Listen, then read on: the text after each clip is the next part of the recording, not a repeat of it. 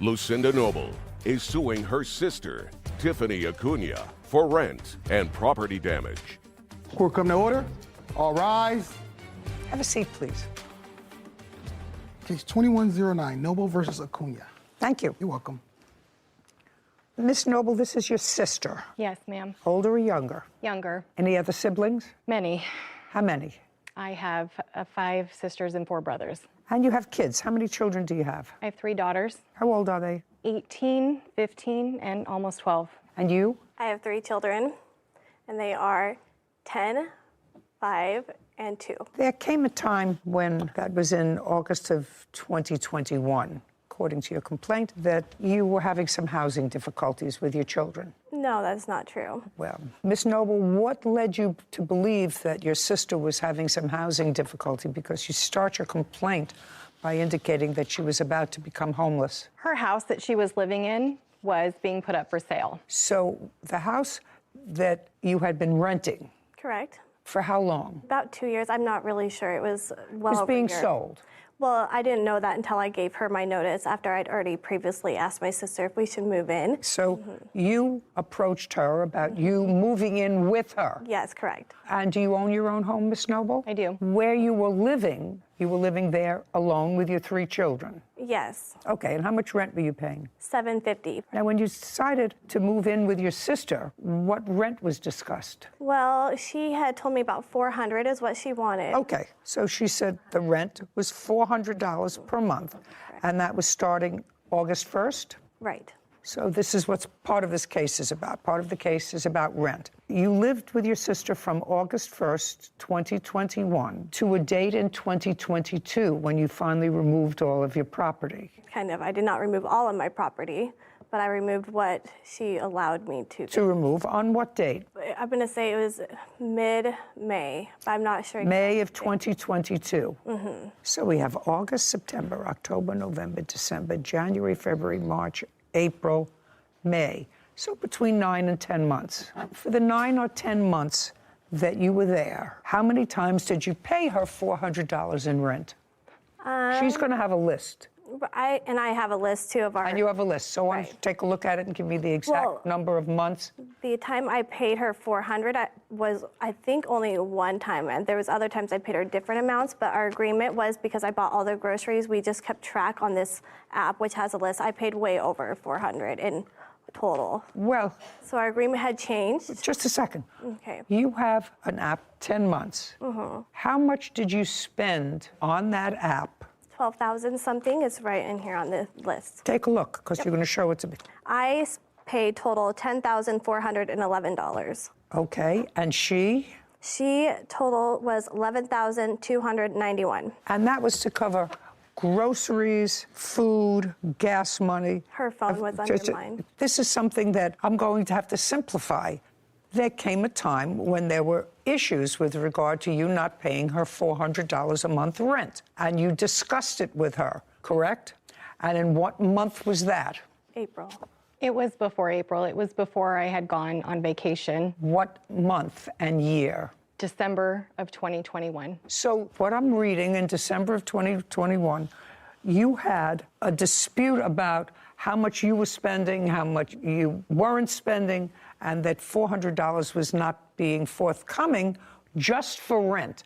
You see, I can understand that the two of you decided to split bills, everything other than the $400 in rent. You each have 3 children. You're 2 adults. Let's get to December. Was it the beginning or middle of December that you had this discussion about just pay $400 a month and we'll deal with it? Maybe the middle. Okay.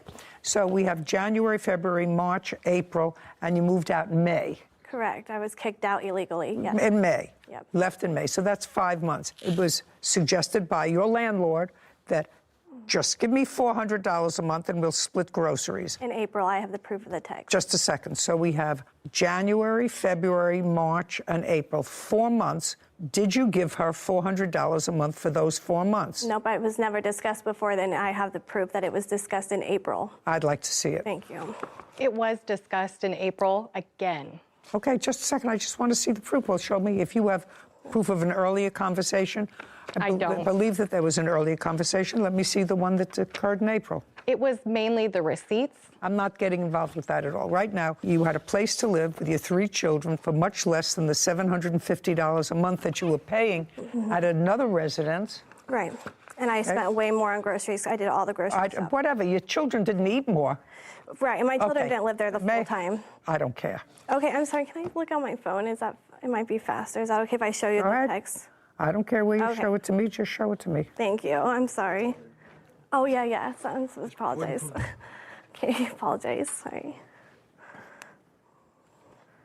On April 24th. So if you want, and then you can scroll down because she kind of keeps for a couple days.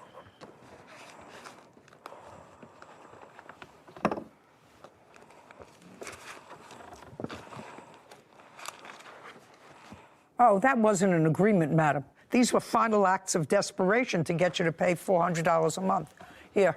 That was the first time I'd heard, about her. Oh, too. no. That wasn't the first time you heard about it. Right. Because the first line is $400 better be under my door. Right. So that's Right. not the first time you heard about it. Right. That's an act of desperation. Okay, so you had this conversation with her in December, and she was there until May. And according to you, you only paid $400 once. That's $2,000. By the way, how are your children supported? I work. Well, I work, yes. Is that a full-time job or a part-time job? It was part-time. Well, you don't support yourself and your 3 children with a part-time job. Do you get any child support for them? I did get child support for 2 of them, yes. For 2 of them? Mm-hmm. How much child support do you receive? $300 $300 a what? a month. Do you get any other assistance? Yes, I had food stamps. Do you still have food stamps? Yes. How much a month? For something, I'm not exactly sure. And when you bought food for the household, you used the food stamps as well as your other money from your part-time job, and got it, Sometimes, yeah. $400. So far, you owe your sister $2,000. That's for back rent. Now, you want to go through the damages that you allege that your sister caused? Yes. So I had 2 couches, and those went away. What do you mean both went away? What does that mean? She got rid of them. While she was living there? Mm-hmm. And you knew about it? In what month? It was when I came back from vacation. My things were gone. I'm not following. You were supposed to be gone for 2 weeks, according to her. You No, were I was a gone little for more 3.5 weeks. You were gone for almost a month. Mm-hmm. She was babysitting for your children. They don't really need babysat. They're older. Well, your 12-year-old can't live by herself without a mother for a month. No. Okay. And your 18-year-old does what? She works at a hotel. So she works during the day or at night? She didn't at the time. She was at 17 at the time. You're not going to leave a 17, a 14, and an 11-year-old alone for a month. Of course not. Okay, so they were home with your sister. Yes. Let's get back to the initial question. I forgot what my question was before I went off on this tangent. Couches. The couches. That's where we're at. Yes. So you went away for a month, and when you came back, couches were gone. Couches, No, like just the whole house had transformed into basically her house. I don't care, basically her house. I want to know what was missing. So the couches were missing. Okay, which couches? Couches from where to where? So the couch from the living room, it was a sectional, and the couch from the basement. Living room and basement. What happened to those couches? Oh, they were gone a long time before, and I can prove you a text of her saying that they were gone before I even moved in, actually in August. She knew, and her daughter and her boyfriend helped me load them up and take them to the dump. She, in fact, told me she was getting rid of a lot of old furniture she did not care about. I have pictures. Just a second. What you have is proof that those 2 items were disposed of before she went away on vacation. Way before I moved in. Okay. Now, Miss Noble, your sister says that she has proof that those 2 couches were disposed of well before you went away on vacation. If she does, I'm not going to be happy with you. Do you understand? Mm-hmm. Were those 2 couches gone before you went on vacation? I can't recall, but I believe she wanted to make room for her furniture. Just a second. Were those 2 couches gone before you went on vacation for a month? I know the basement couch wasn't. Okay. I think you're full of baloney. She started giving my niece video games, movies, my food storage containers. She was just giving my things away. Okay. I went to graduate school after I finished with high school for 9 years. I'm not dealing with Tupperware.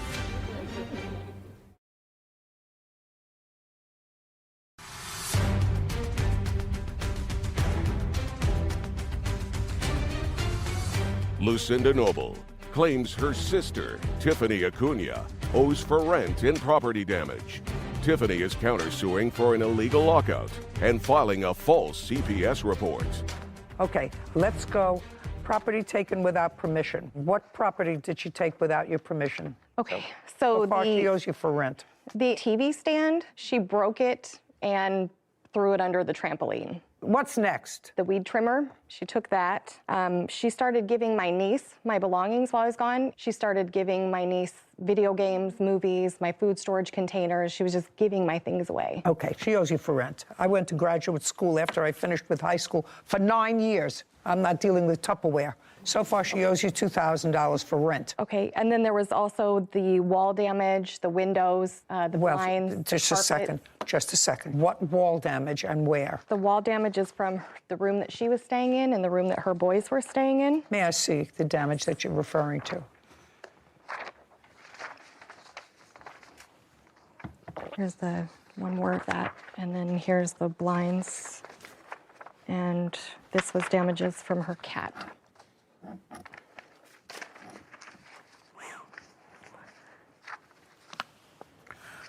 Well, this I can't see at all. Okay, so that I can't see at all. And if you're talking about nail holes, I'm not interested in nail holes where there were pictures, putty them up. I don't know what this is a picture of. Tell me. That's where her cat clawed up the carpet to get into her room. Did you replace the carpet? Not yet. Do you have an estimate for replacing or patching that carpet? They don't make that carpet anymore. Okay, I don't know that. How did these blinds get broken? I'm not sure. Are those the ones that were in my bedroom or the kids' bedroom? I really don't know, to be honest.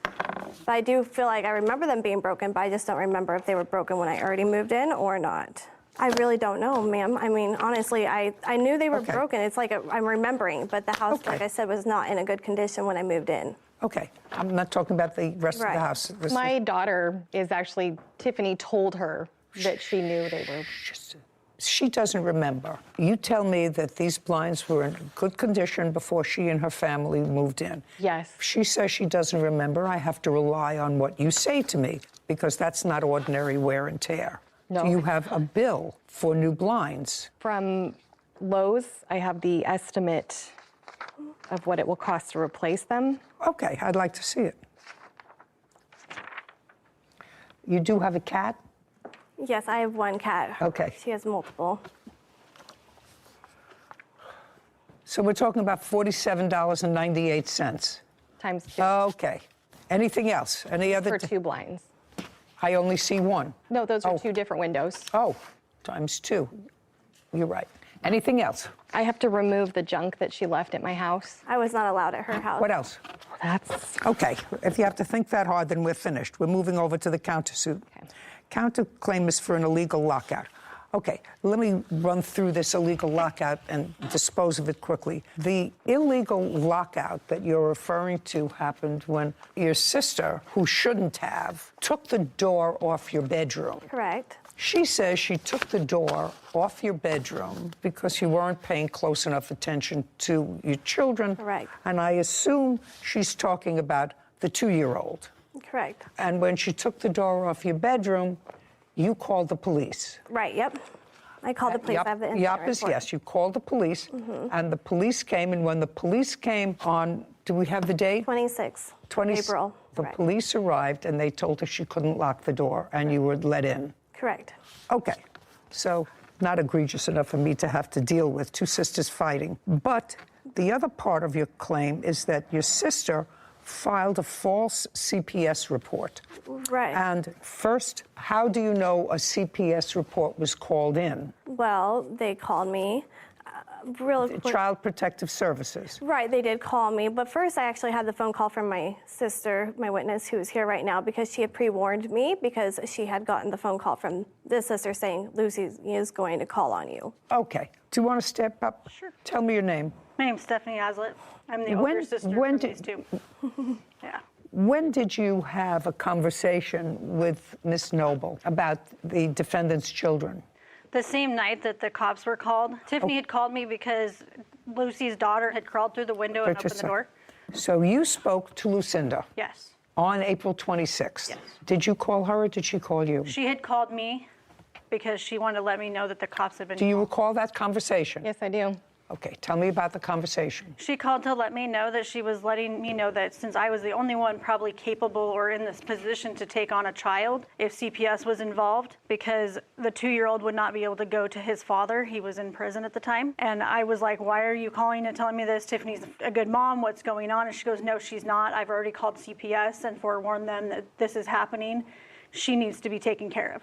What's happening? Apparently there was lice on her daughter when she was at her father's house, and the 2-year-old, apparently he was running around with a wet diaper. Who was taken to their father's house? The daughter that had the lice was... The daughter was the 5-year-old? Yes. And Okay, not the lice 2-year-old. Yeah. She supposedly had lice while she was at her dad's. Went to her father's, and that was sometime in April. Is that correct? Yes. And got head lice.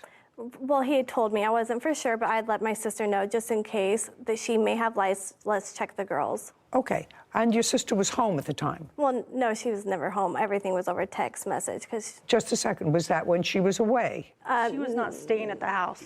She was not at the residence. She was staying at her boyfriend's house that was there. Lucinda was staying at her Yes, boyfriend's house? Yes. Okay, and that's on the 26th? Yes. Is that after the police were called? That was prior to, supposedly the lice was prior to, and that's why she had called them prior to that night. And she was letting me know that she had called them and that I needed to be prepared to take on a 2-year-old. What did you tell her? I asked her why she would call them, what was going on, and I said, this is ridiculous. You know that this is ridiculous? And she goes, no, it's justified.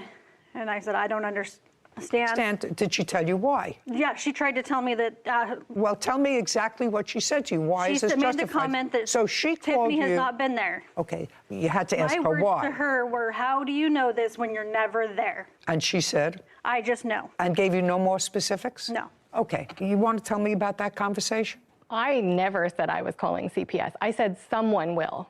I know the person who did.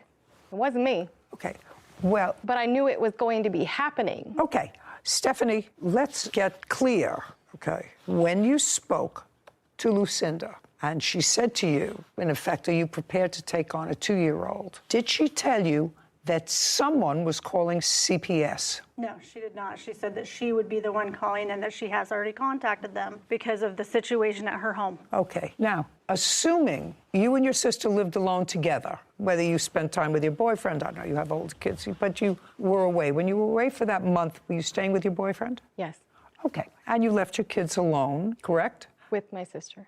With your sister. Now, why would you feel comfortable about leaving your own children with your sister if you felt that she neglected her own children? They didn't need the amount of care that a 2-year-old does. Are you telling me that a 15-year-old doesn't need a lot of care and watching these days? Or a 12-year-old or an 11-year-old doesn't need a lot of watching and supervising? Is that what you're suggesting to me? Not as much as a 2-year-old. Well, one is a physical watching to make sure that it eats and drinks and is bathed periodically. The other two are far more difficult. You got to have eyes all over the place to watch a 15-year-old and an 11-year-old. Got to have your eyes on their computer. You have to have your eyes on their iPad. You have to have your eyes on their schooling, on their homework, on their everything else. You take a month to go off with your boyfriend. That, to me, is not participating with your children, especially since you suggest that your sister, with whom you left your children, was neglecting her own children. Your Honor, I would just like to say that I was reaching out to her a lot of the time, too, where I would get 1 week there was nothing. She said, I'm sorry, I had no Wi-Fi. Her children were skipping school. They were not listening to me. They would not do their work. Do I need you to reinforce what I just said? Right. I don't need you to reinforce what I just said.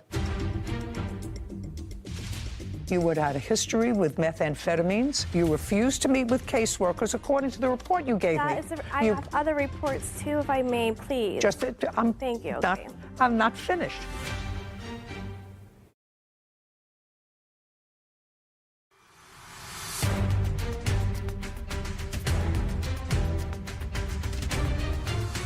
Lucinda Noble is accusing her sister, Tiffany Acuna, of refusing to pay for rent. Tiffany claims Lucinda wrongfully reported her to Child Protective Services.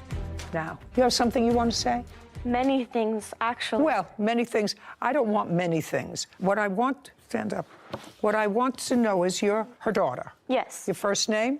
Anna Noble. Anna, what do you do? I work front desk at a hotel. Graduate from high school? No, Why? I was pulled out and moved to Missouri. Pulled out by whom? By your mother? Yeah, And when your mother pulled you out, how old were you? 17. Had you been going to school before? Yes, In what jurisdiction? it was an alternative school When you say an alternative school, what kind of an alternative school? for troubled youth. Tell me about your trouble. Was it behavior trouble? Because It you was seem many things. I was a very wild teenager. until when were you a wild teenager? Until I sent her to live with her dad. I didn't ask you any questions. So now you can sit down. Okay. I'm not going into anything else. Lucinda, so far you went away for a month with your boyfriend, leaving your 3 children who you say don't need supervision. How long were you home before you took the door off her bedroom? I got back from vacation in February, early February, and the door was removed in April for a few hours. Okay. Do you have any proof other than this conversation that the plaintiff called CPS? I believe it is proof, just the thing that was reported is something she would only know. Would that be considered proof? Well, Okay. let me hear what was reported. It was reported that I would not treat my child with lice. That was what the CPS report was, and it was unsubstantiated, and I have that all proof. The CPS. When your 5-year-old went to her father, she went to visit with her father, and children do get head lice. It happens periodically. Lots of children who go to school, who interact with other children, come home and they get head lice. Had a lot of children, a lot of grandchildren, and it happens. And you usually treat it. I assume that her father did not treat it. Is that right? He did treat it. He told me. He told me immediately. So he treated it. So how do you know that the head lice was the nature of the complaint? That's what was on the report. May I see it? Your children weren't removed, except for your boy. My one son, and then that lady. And then returned. All 3 boys, Oh, yeah, it all was- 3 kids were taken. Now sit. Okay. Okay. There you go, sir.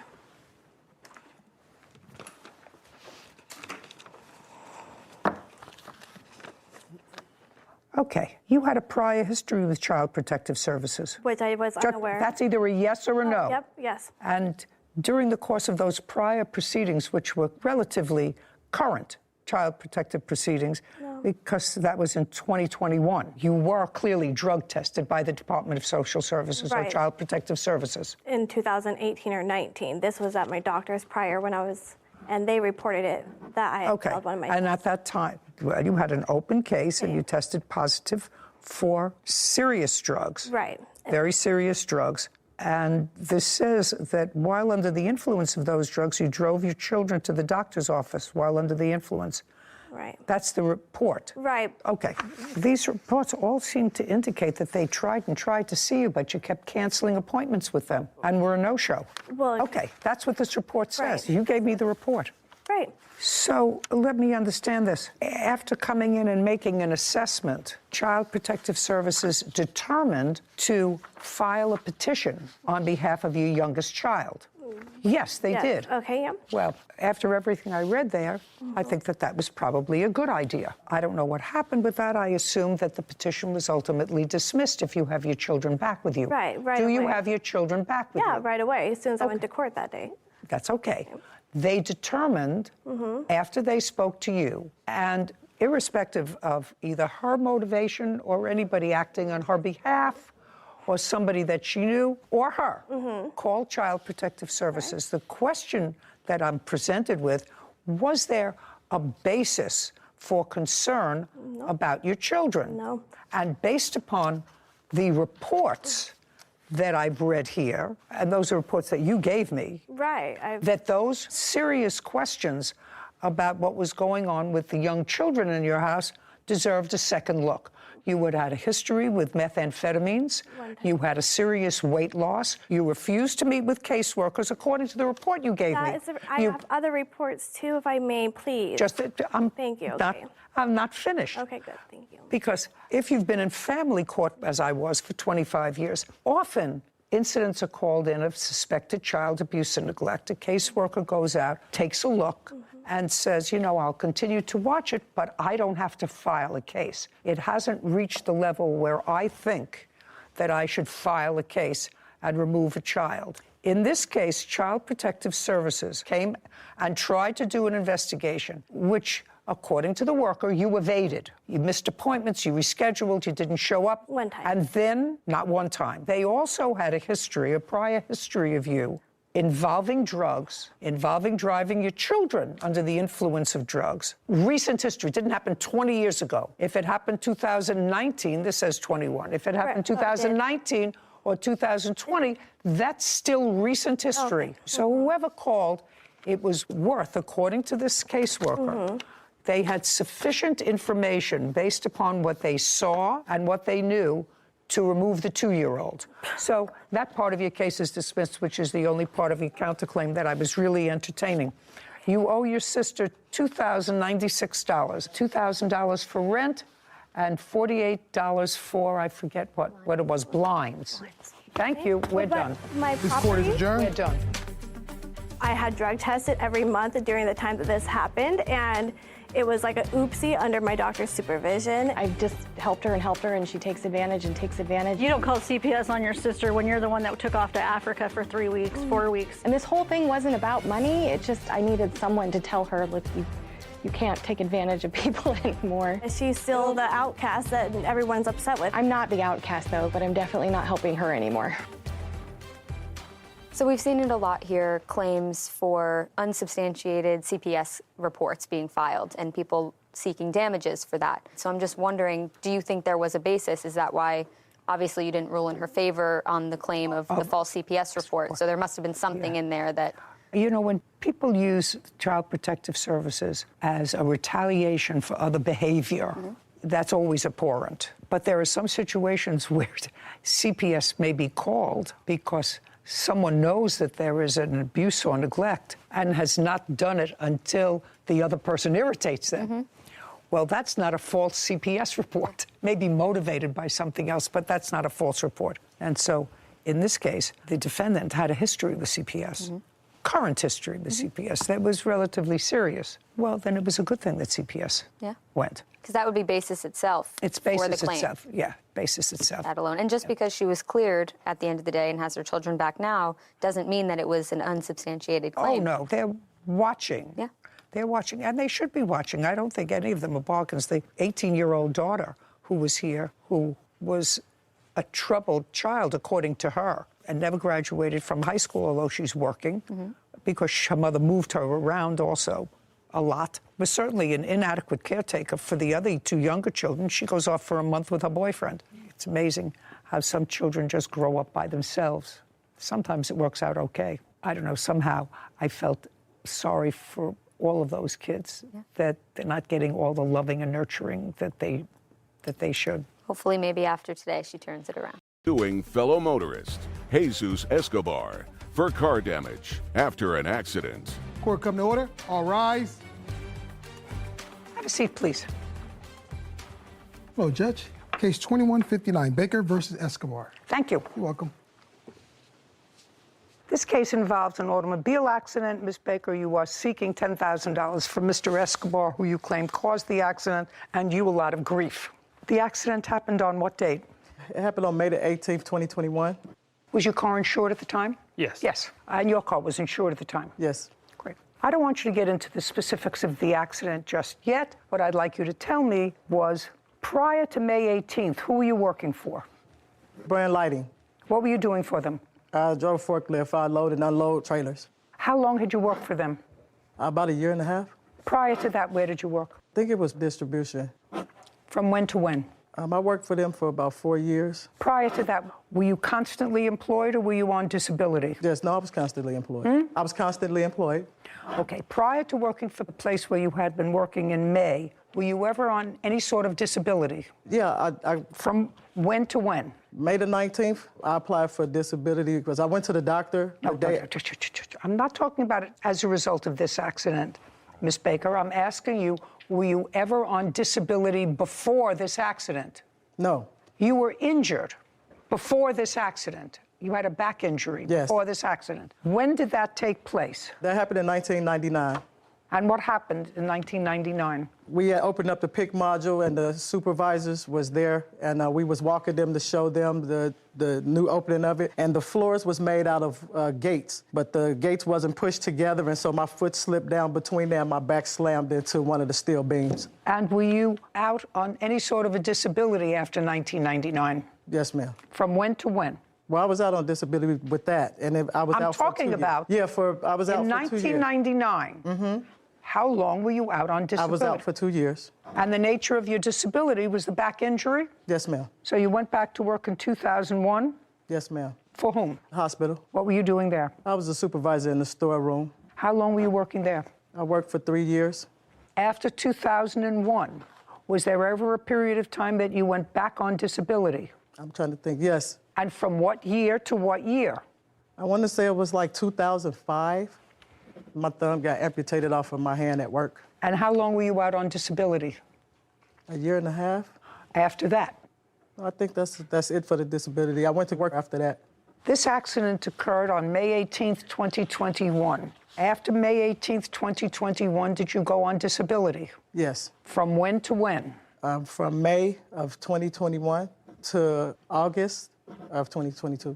And the nature of your disability on all 3 occasions was injury to your back? No, one of them was when my thumb got amputated off of my right hand. Did you have any surgery on your back ever? No, ma'am. And you received disability from May of 2021 to August of 2022 in what amount? I think it was $1,160 every 2 weeks. So about $2,200 a month. Yes. And what happened in August of 2022? Benefits was exonerated. Ceased. Yes. And you went back to work? No, I have not been back to work. How are you supporting yourself now? I just applied for unemployment right now to try to help me with my bills and my rent because I'm behind in everything. May 2021, what was the date of the accident? May 18th, 2021. According to your complaint, you were traveling in the right lane of a highway. The defendant was traveling in the middle lane. Correct. And he veered off into your lane in order to make a right turn, struck your car. Yes, Your Honor. Okay. He says not true. His response says that he was in the middle lane, he was going into the right lane, and you sped up and wouldn't let him in. Is that what your defense is? Correct. And your cars collided. Or she hit you. Correct, Your Honor. Okay. That is not true. And the damage to your car, which was the red car, was where? He caught me from when I swerved, so he caught me from the side and he slid up to the bumper. So he hit the bumper right there, and that part of it. Do you have photographs? I do. Of the I have car? photographs, I'd like to take Your a Honor. look at the photographs, please. So may I explain to you what happened, Your Honor? With what? May I explain to you how the incident occurred? When did you get these estimates? Oh, I just went to go get those estimates yesterday. I talked to them on the phone before then. No, I don't care whether you talk to them on the phone. These estimates say you just got them within the last couple of days. Yeah, no, well, I this just got them accident yesterday. happened a year ago.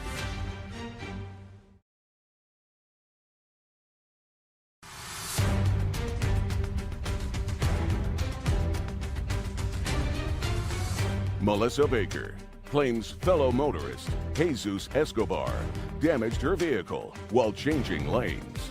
Well, this was your car, Yes, that's my car. and this is the passenger front panel.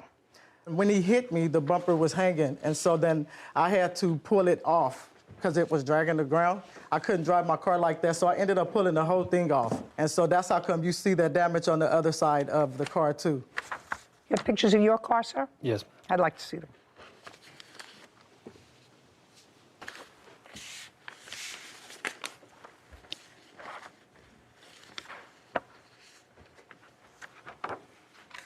Anybody have a police report? I have a over-the-counter report because once No. I just asked if anybody has a police report of this accident. I'd like to take a look at it.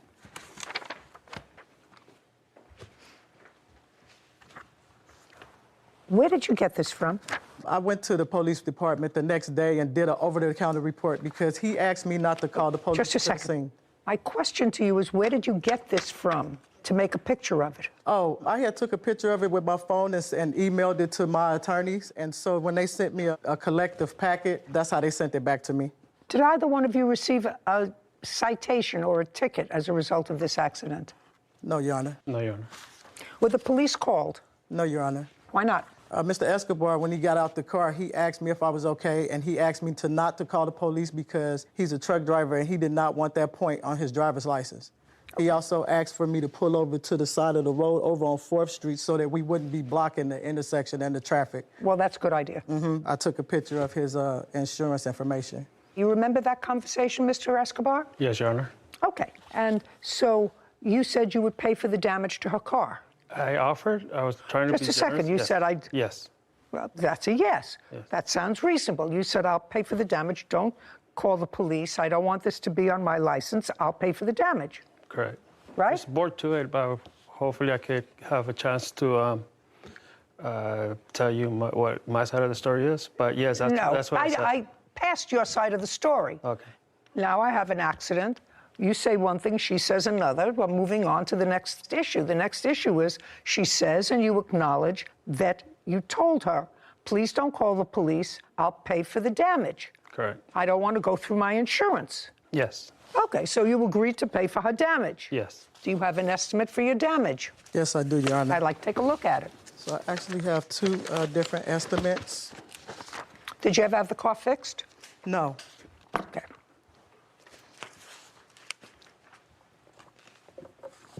Thank you. What kind of car is this and what year? It's a 2012 Kia Optima. And you own that outright? Yes. When did you get these estimates? Oh, I just went to go get those estimates yesterday. I talked to them on the phone before then. No, I don't care whether you talk to them on the phone. These estimates say you just got them within the last couple of days. Yeah, no, well, this accident happened a year ago. Yes. So I called some people to get some estimates, and they gave me some estimates over the phone. And so I called Mr. Escobar, and I told him what the estimates were. No, listen to me carefully.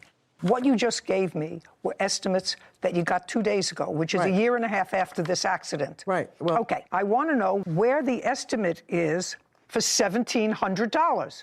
That's the estimate that you called him with the next day after the accident. No, yeah. The next day after the accident, you called him and said it cost me $1,700 to fix it. These say $4,600. Just show me the estimate for $1,700. These are from his. That's from his insurance company. Actually, when I called him to give him the estimates of the people that I talked to on the phone, he didn't respond to me. Listen to me carefully, madam. I'm reading from your complaint.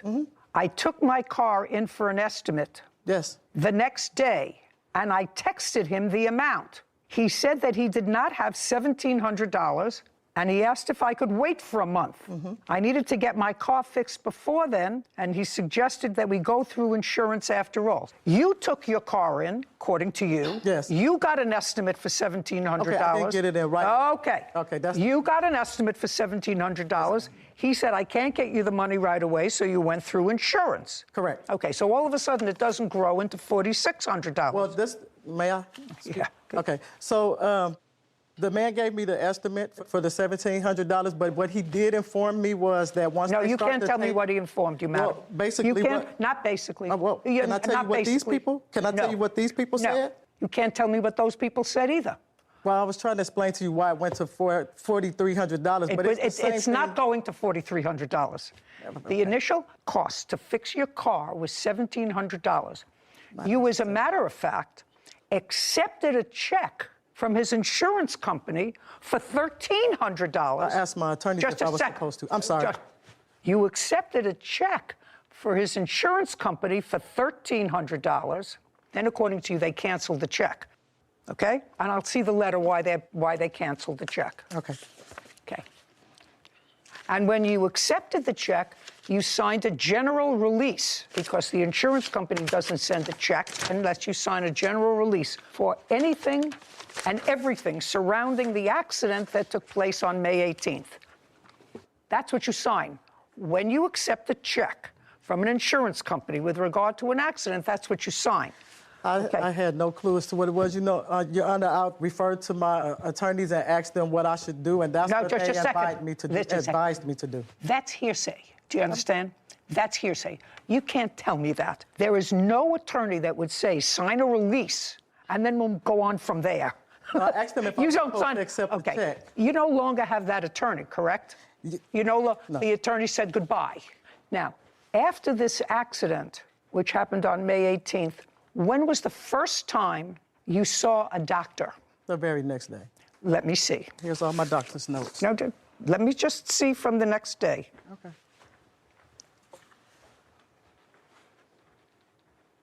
Says patient is disabled as a result of chronic back pain that affects her mobility and inability to perform work as required. Yes, ma'am. Right? And now you work for whom? Brand Lighting. This is also the report. Just a second. What do you do for Brand Lighting? Oh, I drive a stand-up reach machine, so I have to get on and off. And I also drive a forklift, sit-down forklift, where I have to climb up and down it to get on and off. I got it. Mr. Escobar, you agreed to pay the damage to the car, correct? Yes. Can I speak on that? I'd like you to hear your excuse. You did not present to me anything with a medical write-up that suggests at all that this accident caused you to lose anything.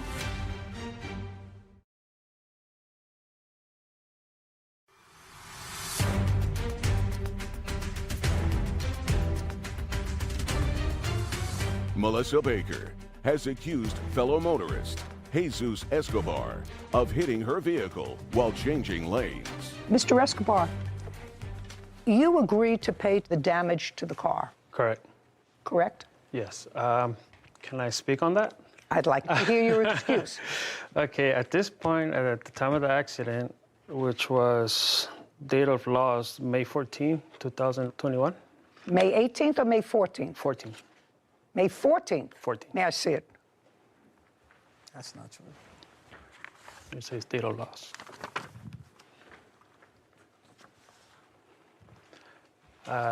Shh. Okay, so this insurance company found that there is a comparative negligence statute in California, which means to the layperson that they will look at an accident and they'll say, well, it's not 100% his fault or not 100% your fault, but they looked at the accident and they said, our insured, that would be you, is 75% responsible for this accident. And they found, which is not dispositive for me, that you were 25% responsible for the accident. You agreed to pay to have the car fixed. Yes. That's the bottom line. Can I explain that why? Go ahead, you could explain all you like, but you agreed to have the car fixed. I was trying to be reasonable due to the fact that I was a truck driver. I'm off for 3 weeks, come home a day or half a day, and then I'm off for another 3 weeks. I was trying not to go to court. I was trying not to make things worse. And you agreed to pay to have the car fixed. I agreed to pay. I don't care what it was. Nobody put a gun to your head. No. You know, nobody put you under a cattle. What was it? That thing? I have no. Yellowstone, where I know what you're what talking is that about. called? I don't know what it's a cattle guard. Cattle guard. Yeah. Nobody hid you in a cattle guard. You said, don't call your insurance, I will pay for the damage. So you got to pay for the damage. And evidently it hasn't bothered you enough because you haven't had the car fixed. Do you still own the car? Yes, ma'am. Okay, well, you have fixed for $1,700. Now, you have no medical people here, do you? No, there are no witnesses over there. You've had a long-standing back problem. Went to a chiropractor, you went to a lawyer, on and off disability because of your back problem, and you did not present to me anything with a medical write-up that suggests at all that this accident caused you to lose anything. And if you have it, I'll be more than happy to look at it. Okay. My attorneys highlighted that part right there. I just looked at this. I'm sorry, I must have gave you the wrong thing. Okay. Well, do you have the right thing? I thought it was talking about the acute back pain. No, I don't.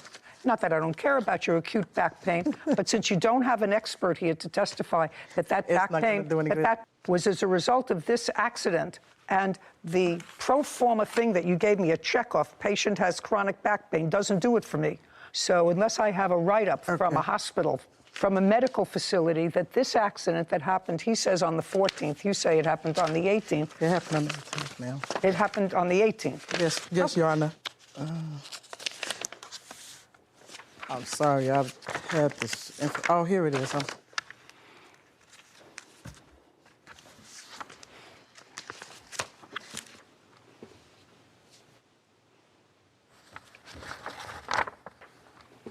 Okay. Doesn't do it. Okay.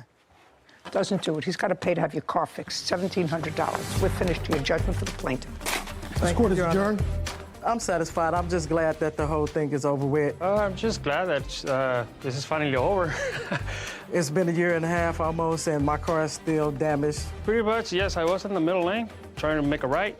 The guy fabricated a lot of the stuff, but I just really want to be done with this. She got road rage and speed her car up and hit me. Actually, he just apologized a whole lot. He was feeling really good when he was driving. He was revving his engine a little bit because he has a Charger. Music was blaring loud. He wasn't paying attention. I don't know how I could cut someone off and the person I'm cutting off would ends up in front of me. I was going about my merry way, and I seen him coming towards me through from my peripheral vision. How is that possible? And I feel sorry now that I didn't call the police and have them to come out there to the scene. I know it's a COVID time. People was having a hard time with, making their money and the jobs and stuff. When the guy asked me not to call the police, I wasn't giving him a hard time, but then look what he did. Accidents happen. Be careful out there. I think this is a good lesson for people like the defendant who, for whatever reason, he was a truck driver and didn't want maybe the points on his license or even the hint of a car accident to be on his record if that's his business. However, I think it could have saved him from, number one, making a gratuitous promise to pay for the damages to her vehicle, which he might not have had to had a police officer come out and made a report. And maybe they would have found him less at fault than his own insurance company. And then he wouldn't have been so quick to offer to pay for the damages. Or conversely, the plaintiff may not have mentioned anything about any back pain, and if today was the first time she was going to bring it up, I'm sure you wouldn't have offered her anything. Well, she didn't bring it up. She's had chronic back pain now for 22 years. Of course. Her allegation is that this accident exacerbated that back pain that she's had for 20 years. Then you have to come in with a medical team to talk about what the nature of her injury was before, how it was changed as a result of this accident. Without that, a pro forma note that says so-and-so has chronic back pain and she can't work is not a reason to award you $10,000 for personal injury. Yeah, I agree. Anyway, I just think it's a good lesson that the police get called to the scene of an accident for a reason. And although you may be concerned with other consequences of calling them, sometimes it's just the right thing to do. Smart thing to do. Because clearly there was no issue of alcohol or drugs or driving while impaired. Just an accident. It was an accident. Yeah. And there was really no issue of neither one of them having insurance. They both had insurance. So it was really just, I don't want to have to deal with this. I'll deal with it. I'll pay. Mm-hmm. And hopefully this $1,700 lesson tells him that in the future, maybe calling the better course of action. It's always the... Princess Davis is suing photographer Tavares Long for breaking their photo shoot agreement. Court come to order. All rise. Have a seat, please. Hello, Judge. Case number 2013, Davis versus Long. Thank you. You're welcome. Ms. Davis, what do you do for a living? I'm a language interpreter. For whom? For hospitals or law offices. Is it your own business? Yes. What languages do you speak? Spanish and Portuguese. Tell me how you met Mr. Long, who was a photographer. I met Mr. Long as part of a social cycling group that I'm a part of. And so they have weekly cycling rides, and he's always there, and I'm usually there too. So according to what I read in your complaint, you got to chatting with Mr. Long, and sometime in October of 2021, so not quite a year ago, the two of you discussed him taking photographs of you to be used on his website, on his business website. That's a photography website, sir? Yeah, but we didn't discuss, we just discussed doing a photo shoot together. Yeah. Well, that's what I said. Yeah, yes, ma'am. Don't say no unless, Yeah, I mean... I already live with people who say no just to say no. You discussed taking photographs of her for your website, doing a photo shoot, and in exchange for that, she would get a free copy of the photographs. That's what you discussed? Yes. That a fair statement? Yes. Is that a fair statement? Of some of the photos, yes. I don't think that you said some of the photos. You said, you sit for a photo shoot for me, that I can use the pictures on my website. That's not what... Well, are you in the business of photography? Yes, ma'am. Is that how you make your living? Yes, ma'am. People paying you to take pictures of their wedding, communion, bar mitzvah, bat mitzvah, Yes, ma'am. Yes, Your Honor. right? Anything else? Birthday parties. And in order to do that, you have to show off your best work. Yes. And if you ask a model to do that, so that you could use a model, just as you get paid for your work, so would the model. Right. So what you did with her was barter. You bartered her time in sitting for a shoot for her to get something in return, which were copies of the photographs. That doesn't mean that she owns them. You were free to use them on your webpage, on your business webpage. Am I outlining your case? Yes, more or less. Okay, so now I will summarize what the case is about. According to what I've read, the two of you looked at the photographs and you picked out about 30 that you liked, according to somebody. He got you the 30 pictures, but then you saw a picture, don't shake it, you saw a picture that you didn't have that was posted on his website that he hadn't given you. Well, he hadn't given me any of the pictures. I was able to view some. With 30 photographs downloaded so that you could see them on your computer. No, he sent me a Google Drive link for 29 photos. Okay. That I couldn't download. I could only view. Okay. Did you tell him that you couldn't download them? Yes. Did he repair that? No. So now you want to be compensated to the tune of $2,500 for using your pictures on social media. That's what you asked for in your case. Yes, for using them to promote his business. That's okay. Well, you knew he was going. I did. Okay, Ms. Davis, you knew that he was going to use the photographs to promote his business. That was your contract. Mm-hmm. That's not that's a yes. Yes, ma'am. That was your contract. Your complaint is that he did not fulfill his entire end of the bargain by getting you copies of all the pictures. Yes. Okay. And you have a nonsense counterclaim, Mr. Long, because you want money for compensation for a photo shoot. That was never... No. Well, what I want money for is a nonsense counterclaim for a nonsense suit. No. What I want money for is if she wants me, because she actually, I want you to take down every photo and delete everything you have. Well, if you want to, that means if you want to own the rights to the photos, this is what it's going to cost you. You've not just a second. She doesn't want all the rights to the photos. She can't. That's what she called me saying. Okay. But she can't modify the agreement. Agree. If I find, which seems absolutely logical, and I don't know why you just wouldn't do it, give her the photographs, which you bargained for, so that she got copies of them in exchange for you using them on social media. That seems to be perfectly simple, Mr. Long. Did she ever notify you that she couldn't download the 29? You know when she notified me? So in May of this year, which is Women's History Month, I was daily, I post some photos of women that I took photos of and just kind of like honor them for Women's History Month. So on like May 5th, with 5th day of Women's History Month, I posted. Slow down. Yes, ma'am. Sorry about that. So I posted 3 photos of her to say, hey, I want to honor, a friend of mine. It's Women's History Month, just kind of I thought it was a nice thing. So then she calls me. I was picking my daughter from school. Well, she emailed me. I don't know if she emailed me Does first. this have something really important to do with this case? Yes. Well, I'll get there, please. Yes, I'm ma'am. not interested in picking your daughter up from school. But you asked me when did she notify me. So 5 months later, she notified me in May. The photo shoot was in November. But you asked me when did she notify me? She told me this right as all of this, as she wanted to start an argument. Mr. Long, yes, you ma'am. can talk from today till tomorrow. I know, I'm long-winded. What the agreement yes, ma'am. is clear. She sat for you. How long was the photo shoot? Don't look at me. How long was the photo shoot? Almost 5 hours. How long was the photo shoot, Mr. Long? No, it's about about 3 hours. About 3 hours. Okay, so anywhere between 3 and 5 hours. Ma'am. Anywhere between 3 and 5 hours. Well, it definitely wasn't 5. She said it was wintertime, so it got dark early. We were outside at Cascade Nature Preserve. So I'm getting so bored. I know, with I'm you. sorry. But yeah.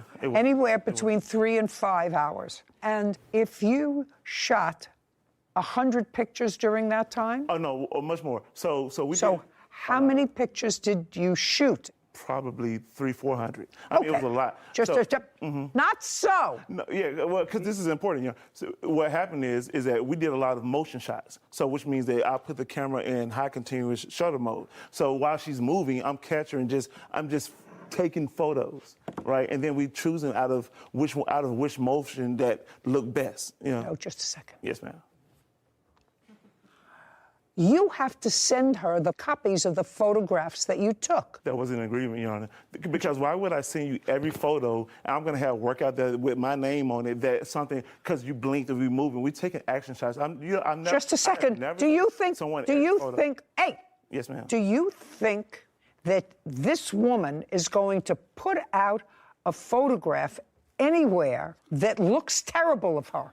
Yeah, see, that would be right. That would be ridiculous. See, we have a difference in opinion, right? She may think this is a nice one, and as a photographer, I'm like, and another photographer sees it, they're like, this is kind of garbage, right? And so I'm never going to give somebody something that I wouldn't approve of myself. Oh yes. Ever. Well, what I'm telling you, Mr. Long, was that was not your agreement. Yes.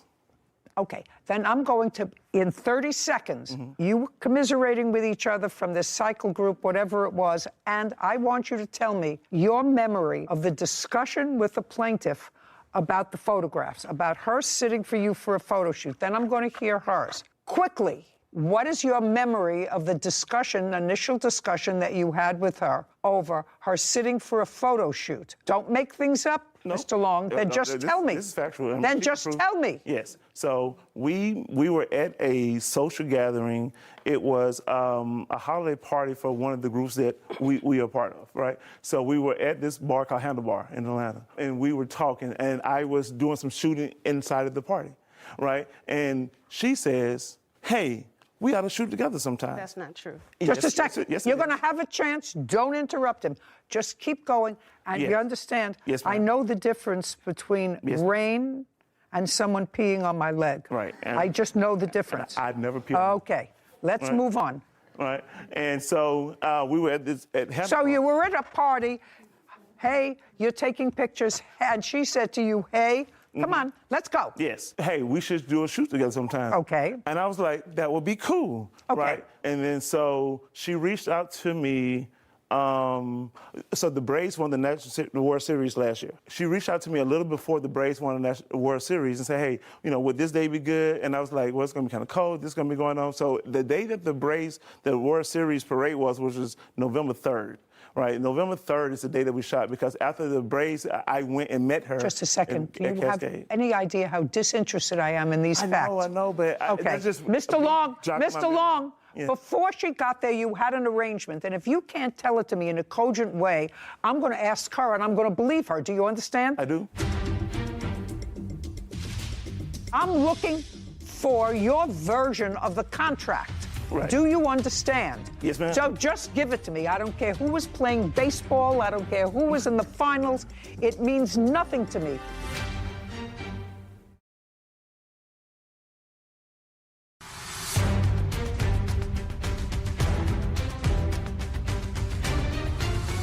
Princess Davis claims photographer Tavares Long broke their photo shoot agreement. Tavares is countersuing, saying Princess owes him for the rights to the pictures. Okay, you're at a bar, Yes. you're taking some pictures. Yes. You're taking some pictures. She comes over to you. She said, how about a photo shoot? You say, fine. Yes. I'm looking for your version of the contract. Right. Do you understand? Yes, ma'am. So just give it to me. I don't care who was playing baseball. I don't care who was in the finals. It means nothing to me. Yes, ma'am. Just tell me the contract that you had with her. There had to be a contract. Well, other than us verbally, there was no written contract. That doesn't have to be a written so you want contract. just what we verbally said? Yes. So then after that, we agreed to meet up, right? And then once we finished shooting, because we never discussed how many photos were going to be sent, right? Until we actually looked at the photos together, Your Honor. We looked at the photos. She said, "Oh no, I don't like this one because there's something." Just a second. You looked at the photos on the date of the shoot? No. Well, when? She looked at some of them on the camera, but not every photo that on the camera. But when did you look? Oh, I sent it to her on November 6th. I emailed her. So November 3rd is when we shot. November 6th is when I sent her the photos. How many did you send her? 29. Okay, but you didn't send her all of them. No, because that wasn't an agreement. Well, I didn't hear the agreement. I didn't hear anything about an agreement. We didn't have a specific number. I didn't hear anything about an agreement. That wasn't okay, good. Now you have to be quiet. Yes, ma'am. Now tell me your version. Make sure that I get exactly the case. Okay.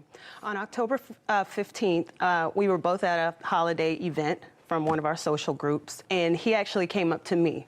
And he was like, "You're beautiful. I would love to shoot you. I'm trying to build up my photography practice." And I was like, "Okay, what do you want to do? Like a, barter thing where I get a copy of all the pictures and you can use them to promote." And he was like, "Yeah." He was like, "We can talk about it this week." Oh, so what he said to was, "Yeah, we can talk about it this week." Mm-hmm. No, and we had another phone call. Keep going. To solidify that I would get a copy. No. Don't say solidify. Solidify is a conclusion. Okay. What I want you to tell me is after that meeting, you had another conversation. Yes. Did you call him or did he call you? I called him. Yes.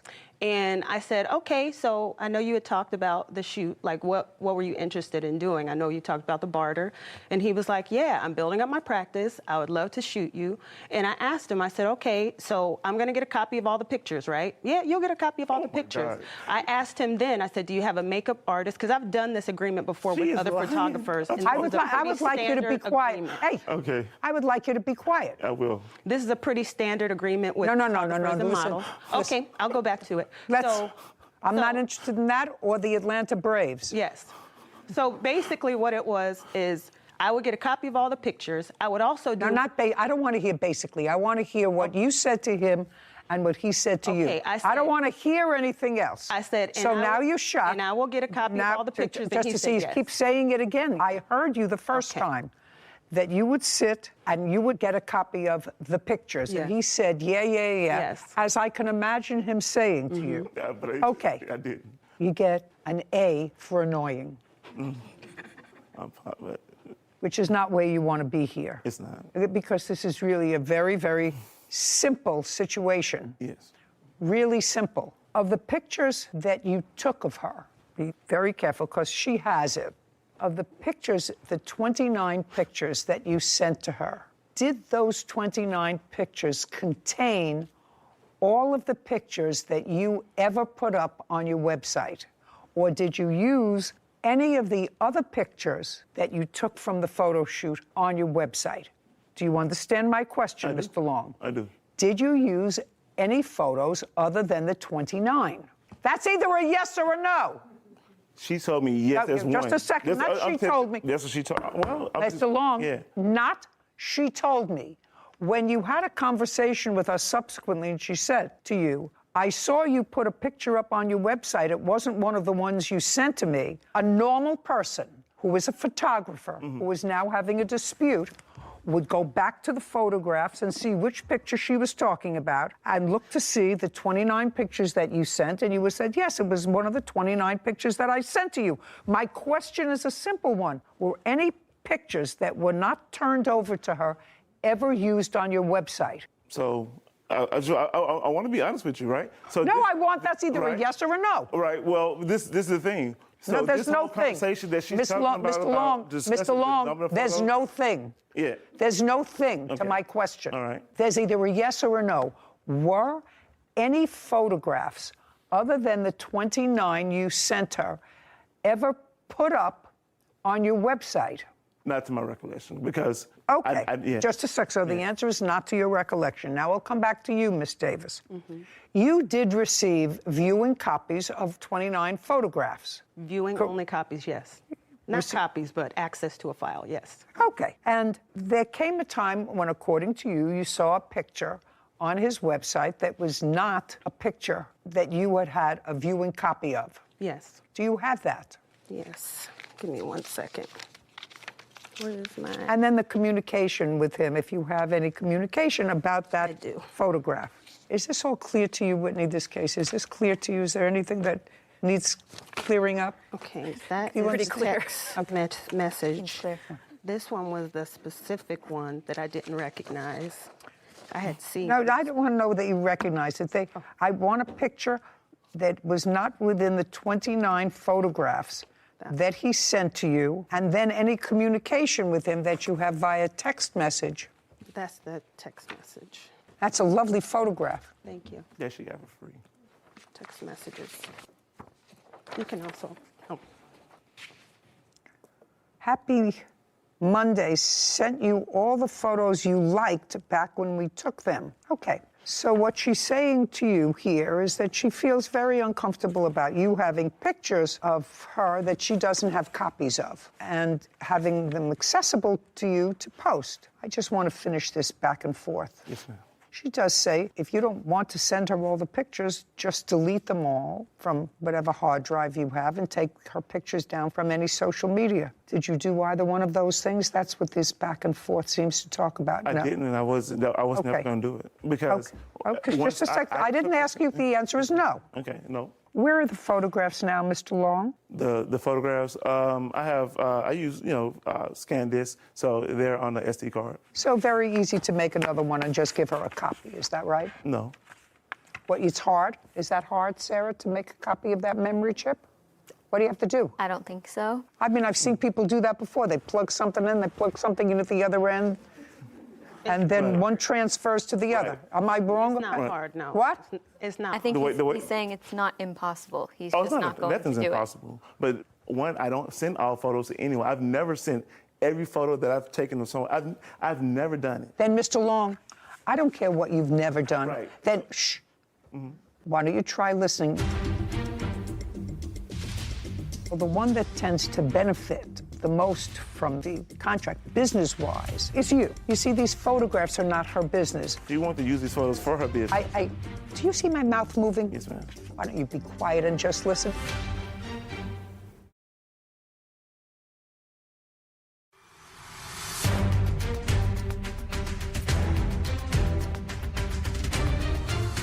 Princess Davis has accused photographer Tavares Long of withholding photos from their photo shoot. Tavares says he can keep the photos he chooses because he owns them. Okay, if there is ambiguity in an oral contract, two things should happen. First of all, the one that tends to benefit the most from the contract, business-wise, is you. That's not her business. You see, these photographs are not her business. She does... Do you want to use these photos for her business? Do you see my mouth moving? Yes, ma'am. She works as an interpreter. So she doesn't need for her job as an interpreter photographs like this. They're nice to have to look through a book, nice to have professional photographs taken. I know Sarah loves to do that. All right. But this is your business. It is. And if you put up, why don't you be quiet and just listen? If you put her picture up on your website, you're the professional at photography, so that you have to create a contract. You, not her. This is a sport for her. This is social. She said she models and she wants something for her portfolio. She may want something, which is why she sat for you. She doesn't have the photograph, so you have two choices. Mm-hmm. Either you give her a copy of that drive that you have. You still own the pictures. Anytime that she wants to use the pictures, you have to get credit for the pictures. I'm never going to give somebody every photo because I don't want any work out there that is not standard for my business to be out there and somebody post it. We took action shots. I'm not giving you shots and you blinking. Mr. Long, you came here and signed a document before you came into court today that you were going to be bound by any decision that I made. Mm-hmm. If you read the contract that you signed, that's what it said. Okay. So where do you come from? What city and state? Atlanta, Georgia. Atlanta, Georgia. And how did you get here? Flew. Yeah. And who paid for that? I'm assuming you did. Right. And when you got here, you stayed in a hotel. Mm-hmm. And I assume you want to go home to Atlanta. I do. Eventually. How long are you going to... No, I assume. And when you came here, sir, you also got a fee, an appearance fee. Is that correct? Correct. And how much did you get as an appearance fee for trying your case before me? I can disclose that. What, disclose it? I'm asking you a question. You're under oath. I thought you wasn't supposed to. No, listen to me. Don't look at her. Okay. Listen to me. All right. How much of an appearance fee are you being paid to have your case tried before me? $300. $300. And you'd like that $300? I mean, yeah. What? Yes, I would. But... So this is what I'm telling you.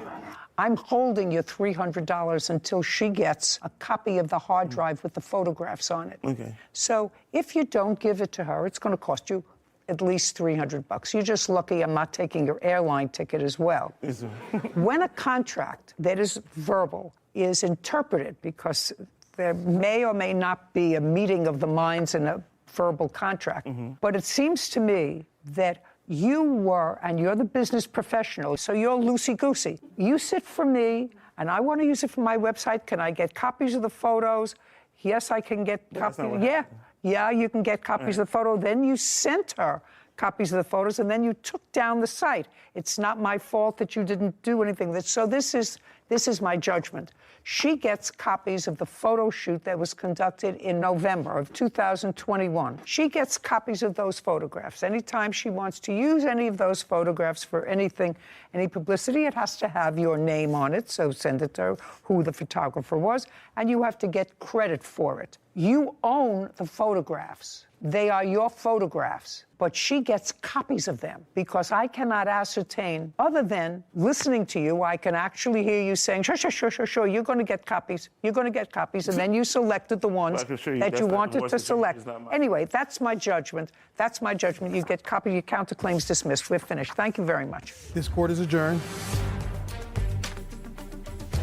I don't agree with it. I'm glad that it's over. No photographer is ever going to send somebody 100% of any photo that they took. He owed me those photos. That was our agreement. I don't want work out there that doesn't represent me. I don't understand why anyone would want to hold photos from somebody that was doing them a favor. It just changed who I do business with. I mean, it's just like the judge said, why would I put a bad photo of myself in public? What they may believe is good may not be what I believe is good. It makes no sense. He's just a total liar. I thought I was doing something for a friend and for free. We weren't really friends. We were like social. Like, he's inflating that. Now that don't matter if it's free or not, I do put it in writing. Just go to a different photographer. Don't you waste your time.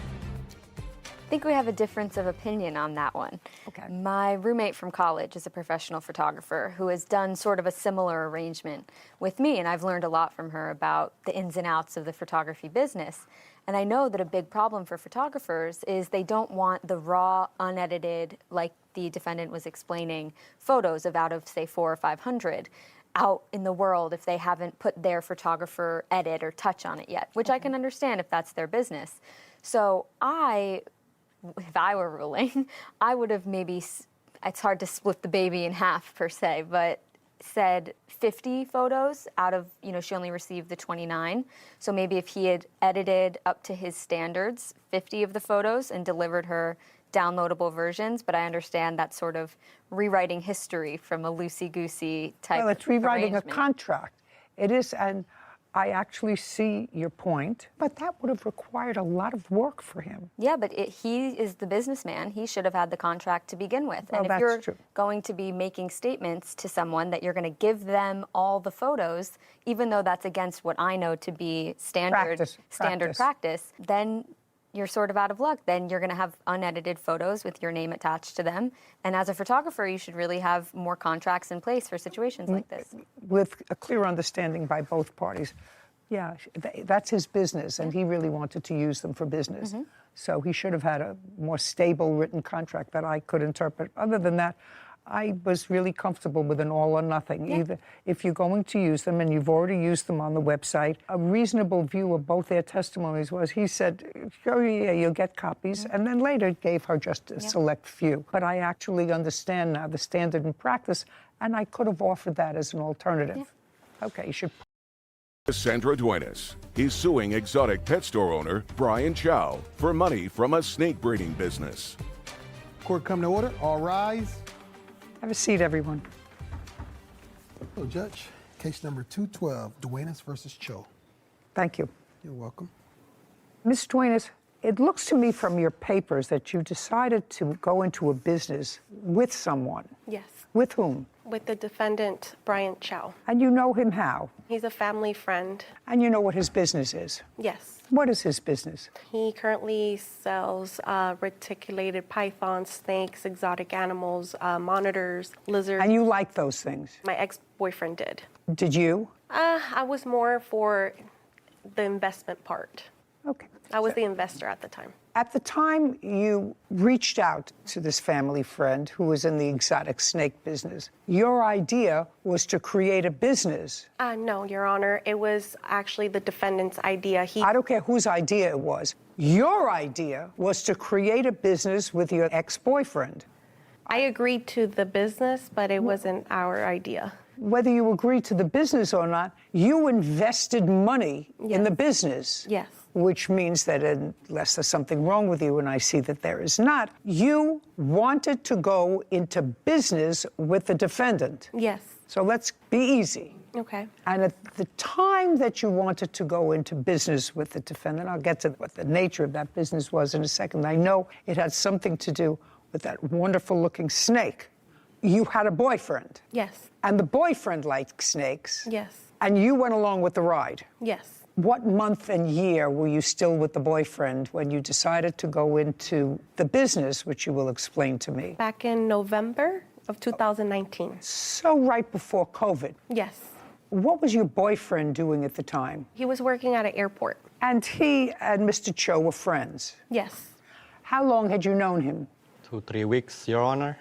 Where did you meet him? He came into my store and acquired I didn't ask you anything. That's how you met him? Yes. I'm going to get through this case and get this lovely thing out of the courtroom as quickly as I possibly can. Wow. Some people find them exotic and gorgeous. I find them a little bit squirmy. So in November 2019, boyfriend and you decided to go into the business. Explain the business that you invested in. I invested on 5 reticulated pythons, 1 male and 4 females. That was the original deal. And what were you going to do with them? Mr. Brian Chow was going to have it in his shop, and together we were going to breed them and make a profit out of them. So the intention was never for you to take these pythons to your residence? No. And you understood that? No. They're buying the snake, Your Honor. Okay. How much were the 5 snakes? In total, it was $10,000, plus the feeding and the cages that he claimed that the snakes needed. Was it your agreement that for $10,000, Miss Duenas and the boyfriend were going to buy 1 male snake and 4 females? They decided to buy 2 snakes. Well, when was that decision made, sir? A week after I met him, because When you went into the shop, did you ultimately decide on 1 male, 1 female? No, so how it is, Your Honor, is he knew my ex-boyfriend prior to the business 5 years ago. He sold him a exotic Australian monitor lizard. Okay, what I want you to tell me is, did there come a time when the arrangement changed, so instead of 1 male and 4 females, you were supposed to get 1 male and 1 female? No, Your Honor. The whole way, it was supposed to be 1 male and 4 females. Do you have any sort of a receipt for that? We have Instagram conversations. Do you have that? Yes, ma'am. I'd like to see it. Okay.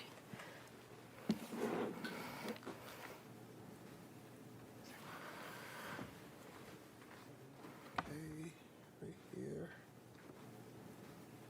1 male, 4 females. The guy's asking $15,000 for all, and then he says, I'll drop it to 12. Then somebody, I don't have 12 now. I just spent a lot on my monitor. Let's go the rest. Okay, so you say, I don't have that money now. He says, I'm getting 16 lace monitors. You remember that discussion? And then that's a big investment for me right now. I'm saving up to get a house, but I'm down to breed my monitor with any of your monitors. Keep going. So far, I don't have a contract. And then somebody says, no, you pay half and I pay half. Who wrote that? He did. No, you pay half and I pay half. Then you say 6,000. I'm short 6,000. I want to get them, but I'm low on cash till next month. And that's from you. That's from the reptile. I have to see it, Your Honor. Okay. If I invest half with you, what will be my return and in how long? Think about it. That's will be the baby's mix price. JTK Reptiles, that's you. Somebody's on their way. That's you and your boyfriend? Yes. We were on our way to give him the money. And how much money were you going to give him? We gave him the first time $6,000 and then $4,000. A total of $10,000. You received that. Yes, Your Honor. And what did you purchase with the $10,000? If you look at the message from there, what she showed you is they pay half of the 5 snake. Means they get 2 of the snake, and I get 2 of the snake. They've been lying to you guys since day one. They want to purchase 2 snake. Then I told them, like, if you look at the message, I can use my male to breed it to your female. It's an investment for you guys, not for us. It's no us. It's not with them at all. Mr. Cho, were they supposed to take possession of the snakes? They're supposed to pick up the snake. That's why they come to the store with it. Which snakes were they supposed to take possession of? One right here and one out there. Is that a male or a female? This is the female. Has she had babies yet? No, I don't breed her because she don't belong to me. And how old is she? Right now, she should be about 6 years old, going 7. How long do they live? Over 30 to 40 years, depends on how you take care of them, like I take care of them. And there's another one outside the Yes. courtroom that's the same as this one, also a female? Yes. And you gave them the $10,000. He acknowledges the $10,000. So we have a verbal contract that you were going to pay for some snakes. He was going to order the snakes for you, which he did. And that was accomplished, and the payment for the snakes was done on what date, the first payment? Approximately in November of 2019. And when was the next $4,000 payment? The same month, I would say like a week. Good. And when did you order the snakes, Mr. Chow? Right after I get yeah, because I cannot just acquire the animal without the payment. Okay, so now you've got the payment and you order the animals. Yes. On what date did they arrive? 2 days after, their FedEx delivered to my shop. And when did you notify the plaintiff that they were there? The day that they came, I tell them the snake is So ready it was for- also in November, sometime in November. And when did they arrive? The snake No. arrived? Oh. The plaintiff and the boyfriend. They arrived a week after I notify the boyfriend. Okay. Now, Ms. Duenas, a week later you went to the shop. And what happened when you went to the shop? Now he's got $10,000 and he's got 2 snakes. I just want to clarify, Your Honor, that we even gave him money for the tanks because here in the conversations it says that he can't continue having them in tubs. So he needs us to give him money to invest to buy the tanks to house the snakes. So our original plan was for him to keep the snakes because he has the shop. We, at the time, lived in an apartment. He was well aware of this, that we couldn't have big snakes in our apartment. He says no, you say yes. I'm not sure how I can resolve that. I'm trying to simplify this contract. And you said you recorded all this? Yes. I'd like to see it. Watch out. Come back away. I told you, don't play with my money. What are you doing? What do you mean? He owes me money. He I don't needs- care. Get out, get out, get out, get out, get out.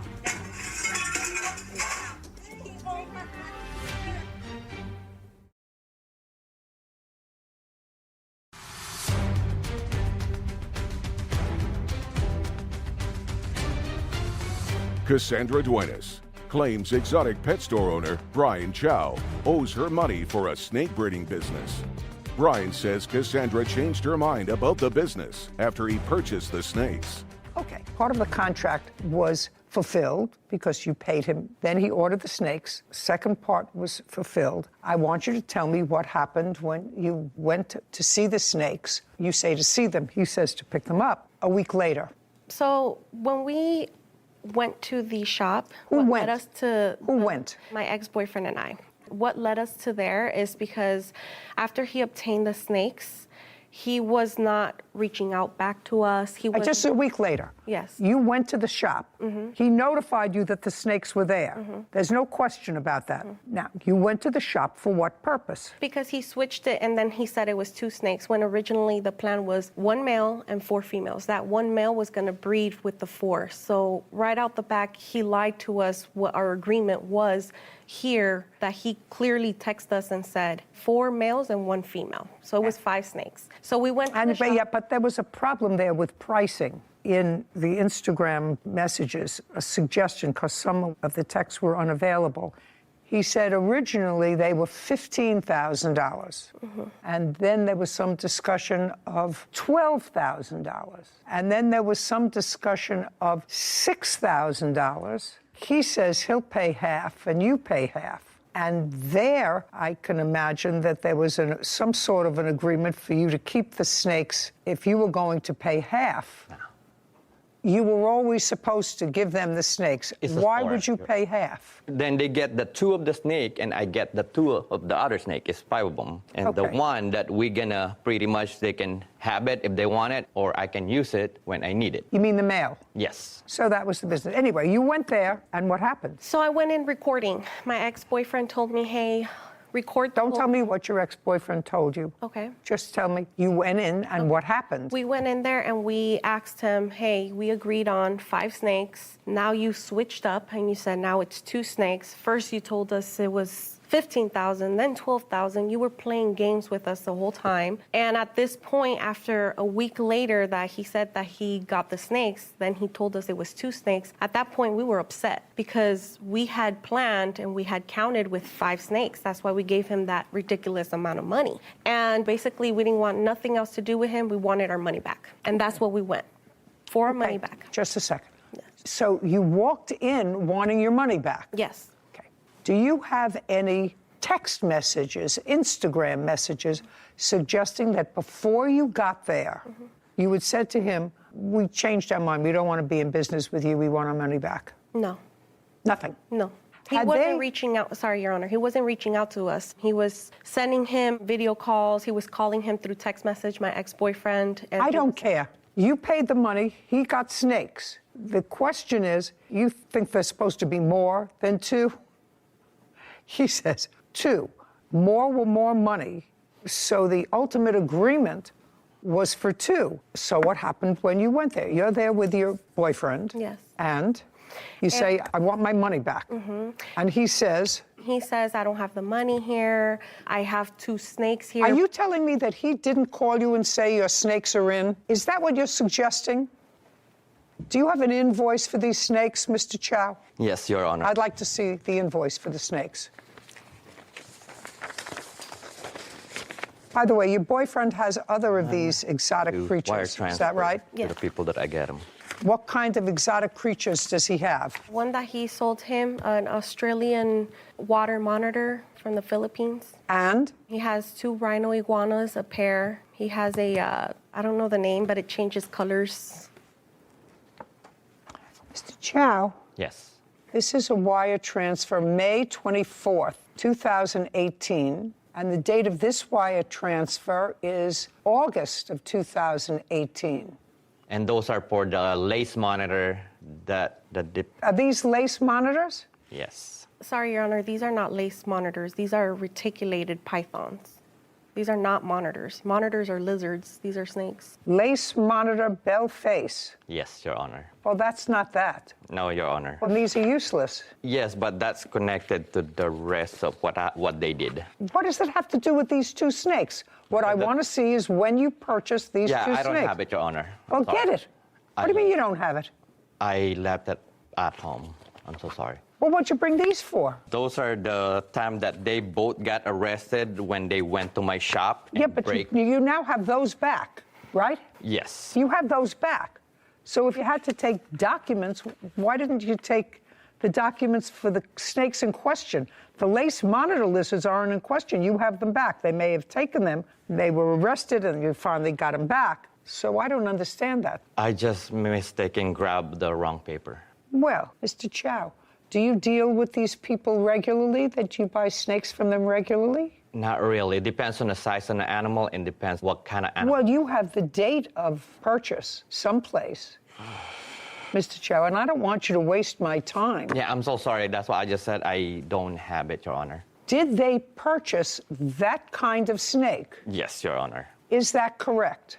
It was 5 snakes, Your Honor. Don't give me 5. That type of snake. Oh, yes, the reticulated python, yes. And the one that's outside is the same, correct? Yes. And you did not purchase baby snakes. No. You wanted full-grown snakes because they were a business. You wanted them able to be breeding.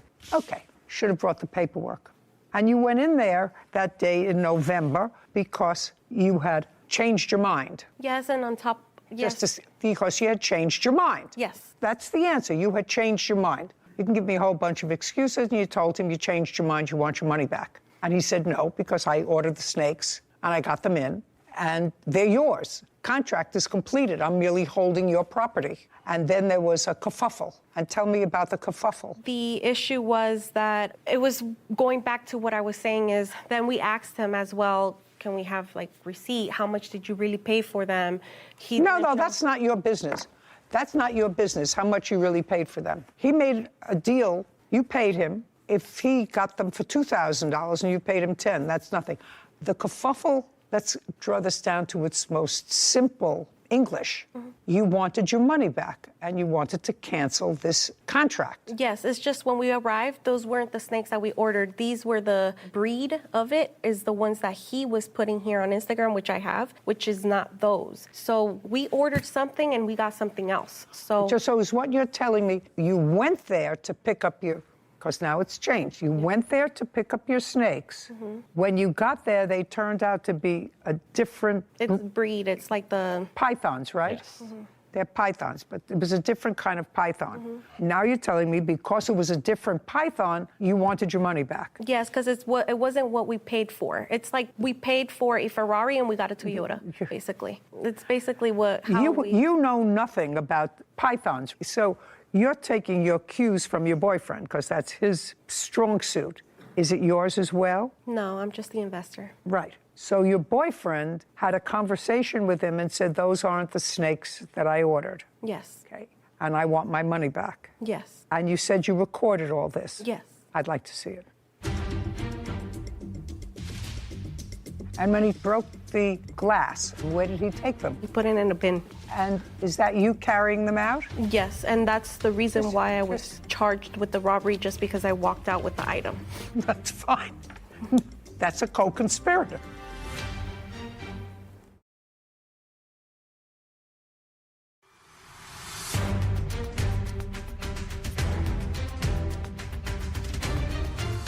Cassandra Duenas is accusing exotic pet store owner Brian Chow of wrongfully keeping money for a snake breeding business.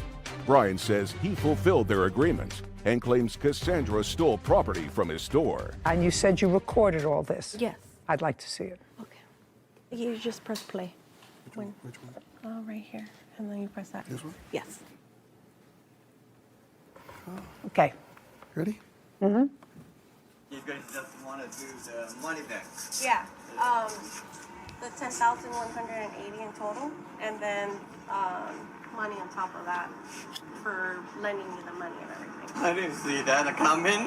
Yeah, because we didn't see this coming. You just kept on giving us a runaround and a runaround. Oh, no, what? About the mail. Remember that? No, that's why I'm waiting for the mail to be delivered. I don't have the mail.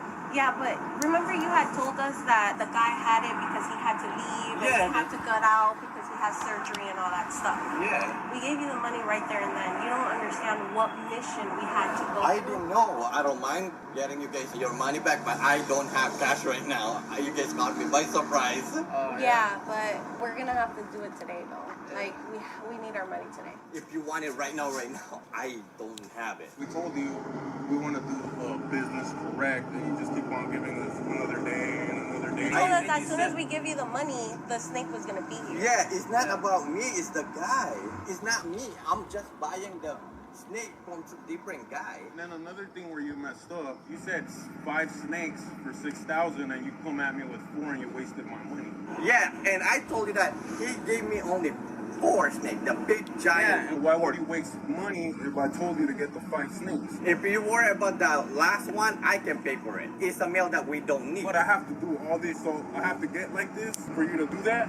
No, bro. How could I trust you now? Bro, the 4 snake is right here. I'm gonna go get something. What's wrong with you, bro? I'm just asking you. Let's talk. No, we're not gonna talk. I told you don't with me. I don't talk with you, bro.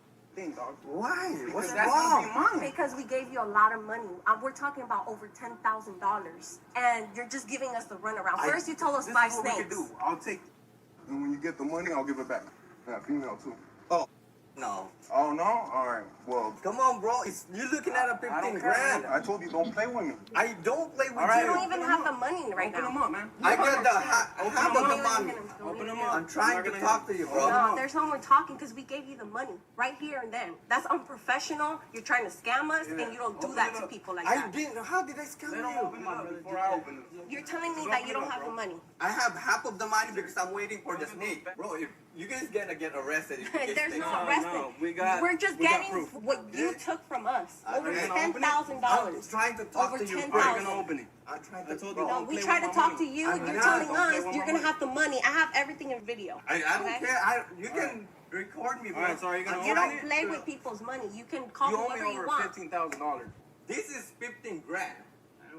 We don't care. Can you call a cop, please? No. All right, watch out. Come back away. I told you, don't play with my money. What are you doing? What do you mean? He owes me money. I don't care. Get out, get out, get out, get out, get out. Get out, get out, get out. He owes us money. He owes us money. He owes us money. They're gonna deal with it. With the police. Now I'll play that video, please.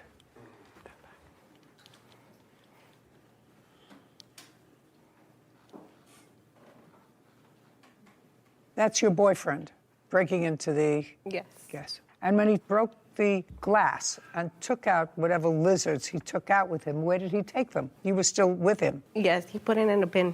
And is that you carrying them out? Yes, and that's the reason why I was charged with the robbery, just because I walked out with the item. That's all right. That's fine. That's a co-conspirator. Ultimately, the lizards that you took were returned to you. Yes, Your Honor. And it seems, Mr. Chow, at the beginning of this case, I must acknowledge to you that I was sympathetic to your position, that they had ordered snakes. You ordered them, you got them, Yes, Your Honor. and then the contract is completed. Uncross your arms. No, I'm so sorry. But it's clear from the tape that the plaintiff played for me that you acknowledged that you did not fulfill your end of the contract, that you were blaming your inability to fulfill your end of the contract on some third party. Is that what I heard in the tape? I mean, you know, my hearing's not really acute, but that's what you said. I have no control. I can give you back half your money, but I can't give you back all your money.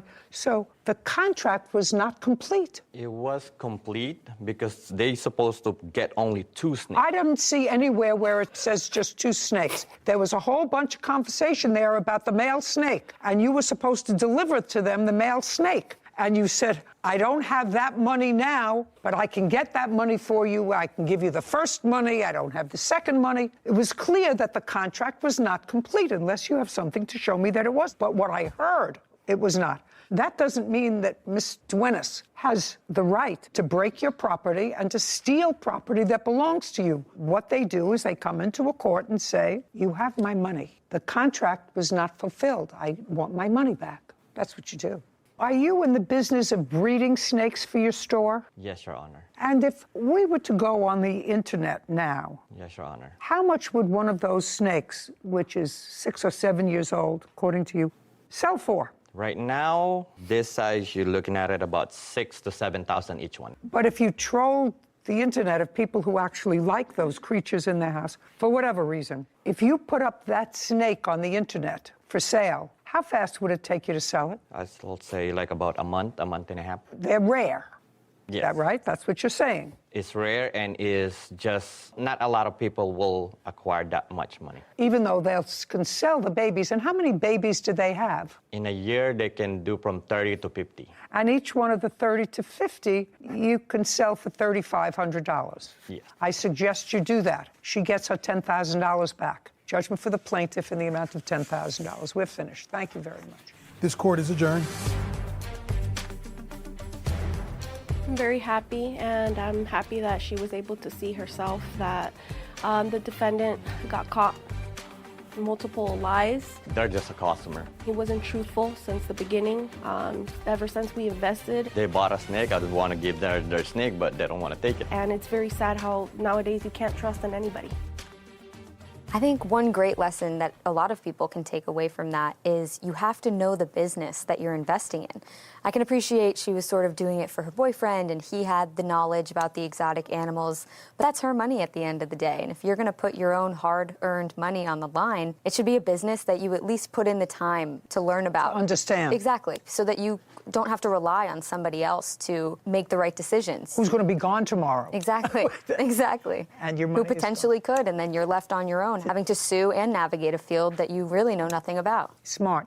And it was also an example of a contract that was not fully executed. I actually thought when I started the case that there was an offer, an acceptance, you performed, paid the money, got the snakes, and then you can't change your mind. Once you get it, you say, well, I changed my mind, but that's not what happened. Nope. And her video demonstrated that that's not what happened because Mr. Chow started to waft. Well, it's not my fault I don't have your mail. It's another guy, and I would give it to you, but I can't give it to you as soon as I get it, you know. So he did not deliver on the contract. So I had very little compulsion other than to say, you don't have to take the snake and you get your money back. Anyway, done. And the snake is gone. Miss Shara Garrett is suing her former friend, Michael Kodia, and his girlfriend, Brianna Serrano, for a personal loan, car damages, and an assault. Court come to order. All rise. Have a seat, please. Hello, Judge. Case number 2056, Garrett versus Codio scenario. Thank you. Miss Garrett, this gentleman, Michael Kodia, is that correct? Miss. Kodia? Yes. You and Mr. Kodia have been lifelong friends, according to what I read in the complaint. Lifelong, you're both very young. How do you know him? Well, we used to ride bikes together. His mom used to also braid my hair when I was a child every Sunday. But you and Mr. Kodia were never involved in any relationship other than just friendship? No. And Mr. Kodia, Miss Serrano is currently your girlfriend? Correct. Yes, Your Honor. She had been your girlfriend and been living with you for a while, and you have a child together? Yes, correct. Well, she's currently pregnant. So we're expecting, they're expecting. Great. You had a fight with Miss Serrano, and that was around June of this year? Yes, Your Honor. And it was a substantial enough fight that Miss Serrano left the home, and she left the home with your child. And how old is your child? As I was saying, we are expecting. So you don't have a child together? She's 6 months pregnant, currently. Okay. So you're just living, and she left? Correct. At about the same time, Miss Garrett, your friend, needed a place to stay. I wouldn't say needed a place to stay, but... What would you say? It was more like, I kind of had a clue, like she had a place to stay, but it was just one of those situations. No, look over here. Look over here. Okay. Sorry. Now, Mr. Kodia, I want you to understand there are very few stories that are new under the sun. I want you to really understand that. I have children. I have grown grandchildren, boys and girls. I've seen all the movies that I want to see about romance and guys. So your girlfriend leaves you. Yes. Yes. And would it be fair to say that you invite Miss Garrett to come and stay with you? Yes, it would be fair. Had you ever invited her to come and stay with you before? No, I have not. Not in the current apartment that I'm staying in right now, no. Had you in another apartment? No. So the answer is you had never invited your friend to come and stay with you before? No. Interesting. So on June 27th, she left. On what date did you invite Miss Garrett to come and stay in your apartment? June 16th. June 16th? Yes. So 11 days before Miss Serrano left? Miss Serrano left about a week prior to her coming. What date did you leave, Miss Serrano? Do you recall? I don't recall. I recall it was the end of, or mid-June of this year, I would say. I had personal things going on, so I really wasn't, Now, Miss Serrano, I'm going to ask you why you left. We had a falling out. Me and Michael had a falling out. Yes. What did you and Michael have a falling out about? Well, at the time, my mother was in the hospital, so that it was a disagreement surrounding having to move back home and take care of her in the household. And? And that was pretty much it. Well, what did he say? He said he didn't want you to, and you... Yeah, he pretty much, long story short, didn't want me to move back to my mother's house, so that caused, Okay, so he wanted you to stay? Yes. Yes, he wanted me to stay, but He wanted you to stay. Now, did you know that the two of you were expecting at that time in June? Yes. So he knew that you were expecting a baby, that you wanted to go back to your mother's house because she was ill and you wanted to help take care of her. Is that correct? Correct, yes. And despite the fact that he said, don't go, you left. Yes, ma'am. And you went home. Yes, ma'am. Okay. And it would be fair to say that he was annoyed. Yes. Oh, I'm getting this whole picture now. It's so easy. Okay. And about a week later, he invites this attractive young lady who's been a friend of his for a long time, a non-romantic friend, to move into the apartment. Yes. You know that was nasty, right? Oh, no, yes, I know. You know that was nasty. That was an agreement between them. No. And, But you know that was a sort of a nasty thing to do. Oh, no, I'm fully aware. Yes, yes ma'am. I just want you to know what you're sort of dealing with. Yes, I'm fully aware of what I'm dealing with. Thank you, though. Thank you. I appreciate it. Thank you. Okay, good. Okay, so, Mr. Kodia, I wanted to sort of get even a little bit. You invite Miss Garrett to come and move in. No rent or anything, because you didn't have an agreement to pay rent. You weren't going to pay rent or anything, and you moved in. And you moved in on? I moved in on the 1st. On the 1st of? July. July 1st. Now, Miss Serrano, I'm going to come back to you because this is such a fascinating story. Oh, Lord. Such a fascinating story. And he deserves to get dumped on a little bit. Oh, there's more where that came from, yes. I said that's more where that came from, yes. Okay. And between the time you left and July 1st, when Miss Garrett was invited to come to stay at the house, were you in communication with Mr. Kodia? Yes. I would say like every day or every other day we spoke, arguments, you know how it is. Yeah. Well, first of all, you're pregnant and you have emotions, and then you're taking care of family members and whatever. And so I got it. Did he tell you that Miss Garrett was moving in? Yes. When? I would say I found out around like the 27th, 28th. Of June? Yes. Tell me how you found out that she was moving in. I believe at that point she was already moved in at that point. Okay. And what made you think that? Just based off of how the conversation went or how he told me. Tell me what he told you. What I was told was that a friend was moving in to solely cook and clean. See what's happening to him? This fly is getting vengeance on him. Not getting on the food. What the hell's going on? Oh, you got to swap her, too. Wow. I'm waiting for it to come over here. Yes.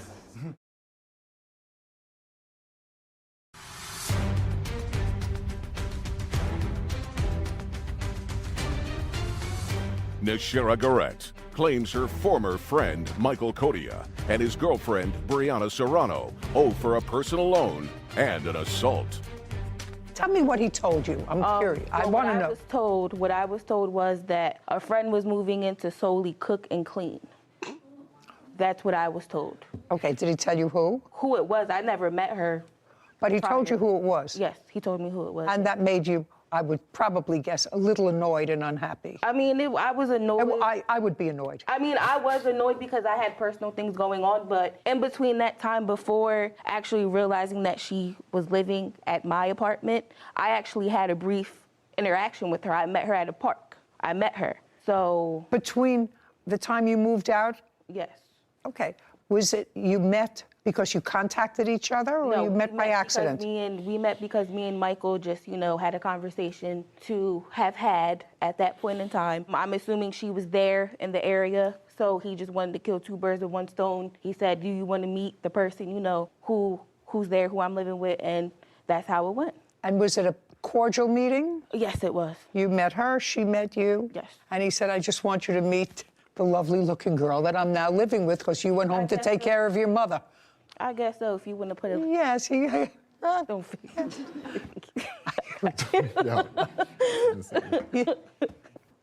This is what your case is about. First, you claim that you loaned Mr. Kodia $750 for rent. Yes. And you did that because he said once Miss Serrano moved out, she wasn't paying her rent. He was short on rent. That's what I read here. Mr. Kodia has a whole different story. He said while he told you that he was a little short on rent and he was going to have to get a third job. That's not true. Just a second. You jumped in and offered to give him $750. That's what you wrote here. Is that right? Correct. Now, Mr. Codia, did you tell Miss Serrano that somebody was moving into the apartment just to cook and clean? That's what she says. Yes, that's exactly my words. Exactly my words, yeah. That's exactly what you told her. Correct. You didn't tell Miss Serrano, the soon-to-be mother of your child, that you had a roommate who was paying rent. I did not. Miss Serrano, what kind of work were you doing when you were living together in June? I had a work from home position, will still currently do as a Medicaid specialist. Were you sharing rent with him? Yes, everything was 50-50. Did you pay him any rent in July? No, I did not. Did you pay him rent in June? Yes. So you paid him the $750. That was your share of the rent? Is that what your share was? That was my share of the rent. June was already paid for. July I did not pay because I did not believe I was going to be there. Okay. Tell me what he said to you that caused you to give him this $750. Well, he texted me one morning and said that Brianna was no longer going to pay her half of the rent as of July, and that if he could... You were living there already? Yes, and if I give him $750, he would give it back to me. And we never discussed anything about me cooking or cleaning. I actually brought groceries, which he said that he would pay me back for, too, while I'm staying there. Okay, So so it you wasn't were an actually there exchange. for 5 days, is that right? About 5 days. 5, 6 days. And at some point around the first week in July, July 5th, 6th, or 7th, you came to the apartment. Yes. Tell me what happened. We had went inside the apartment. Who's we? Michael and I, sorry. Michael So and I you were went- so you weren't staying there. Where had you met him? We actually met at work. We've been together for a year and a half. I understand that. But you came home to the apartment together, and that was, I think, on the 7th of July. Yes. On the 7th of July. Where had you been? You'd been out. You hadn't been staying in the apartment. Oh, no, yeah. I was out actually just going to rosaries and stuff like that. I actually went to go pick him up after a family function from work. After picking him up from work, we went back to the apartment, went upstairs. Was that the first time you had been back to the apartment? No. Since you left? Since I left, I've been there on and off. Like, not on and off, but like every other couple days. But I've been there, not living there, but I've been there spending the night and, you know. Have you ever, when you were there, have you seen Miss Garrett? Nope, but I've seen her belongings, though. Okay. But you knew she was there because he told you that she was there. Exactly. So on the 7th, you picked him up, you went back to the apartment, and you'd been there before, but you had never actually physically seen her in the apartment. Correct. Despite the fact that you knew she was there. Correct. Because you'd been introduced to her. Correct. Okay. And what happened? So we went upstairs. She seen that I was with him, and I guess that must have made her mad. No, just tell me what happened. So there was an argument. Tell me what the argument was. I don't even know what the argument was, honestly. She just seen me, and then there was an argument that unfolded about what I still don't know still to this day. Okay, so now Miss Garrett, they came home, and? Okay, so them two never came in the apartment together at all that night and previously. No, just tell me that night. Oh, that night. So me and Michael discussed that, hey, listen, things are not working out. He has had multiple people in and out his house, and he was making me very uncomfortable, as well as Miss Serrano popping up. So what do you say? He's had multiple people in the house? Guys, women every night. I would sleep in the park. One night I slept in the park because he had Miss Serrano popping up at 3 o'clock in the morning, her throwing my things around, telling me to get out the house. So I had to go in my car and go sleep in the park. And we had conversations that night when it happened, when she popped up. Hey, can I go sleep? What date was that? It was, I want to say July the 2nd or the 3rd. Okay. Yeah. Before the 7th? Right. Okay. And that's when you went out and slept in the park? Yes. Just a second. Mr. Cody, you remember that evening? Yes, I do. Okay. And that evening on July 2nd or 3rd, Miss Serrano was around, and they don't get along. They do not. Which is exactly what you anticipated. Of course. When you invited her to stay with you. Sadly. Absolutely right. Mm-hmm. Going to have 2 women fight over the prize, the grand prize. Okay. Did you take $750 from her? No, I did not. Did you? I didn't ask you with a loan. Yes, I didn't ask you. She has proof that she gave it to you. Yes. Okay. So let's not play. Did you take $750 from her? I did. So it goes back to her. That's $750. Now we're going to get to what she alleges is the remainder of her lawsuit, which is damages for assault. Okay. On the 7th of July, there was some sort of an altercation. You want to tell me what that was? Yes. You did something that annoyed him. You went back to take care of your sick mother, which also attests to his bad character. And then what he does is he invites someone, a woman, to come into the house because he knows that it's going to irritate you. That's exactly what happened. He acknowledges that.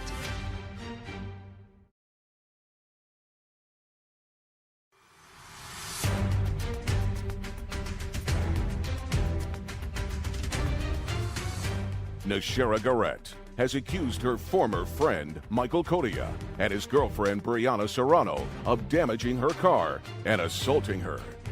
Now, on the 7th of July, there was some sort of an altercation. You want to tell me what that was? Yes. So that evening, I went into the house, and he had his witness, Darius, there. And this person? Yes. And me and Michael had conversations about him before, and I just thought it wasn't a good influence. So that evening, I walk in the house, and I'm sorry, let me back that up. I asked Michael if he's gonna have men come in the house, could he please be there while I'm there with them? Because I didn't feel comfortable. He said yes. So when I walked in that evening and saw Darius there, I texted Michael and said, Michael, we need to have another talk, because every talk we have, I'm thinking that we're having understandings, but we're not. So, and Darius set up a whole twin-sized bed up in the living room,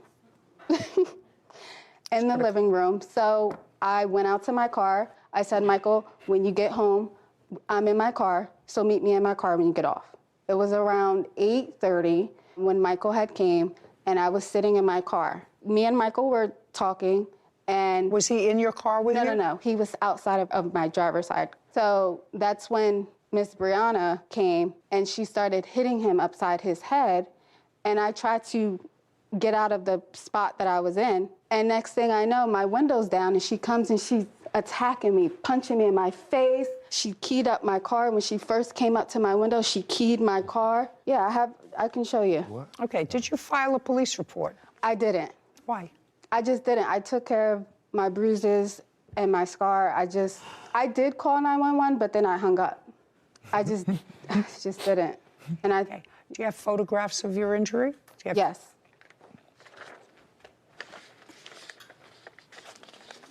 There you go.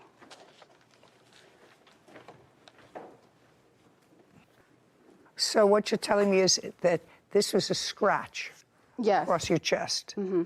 And that's a scratch that was caused by Miss Serrano. Yes. And that was in July. Yes. Ms. Serrano, I'd like to hear your version of what happened on the 7th of July. Like I said before, there was just an argument that took place. That was nothing I want you to physical. start the argument from the beginning. Okay.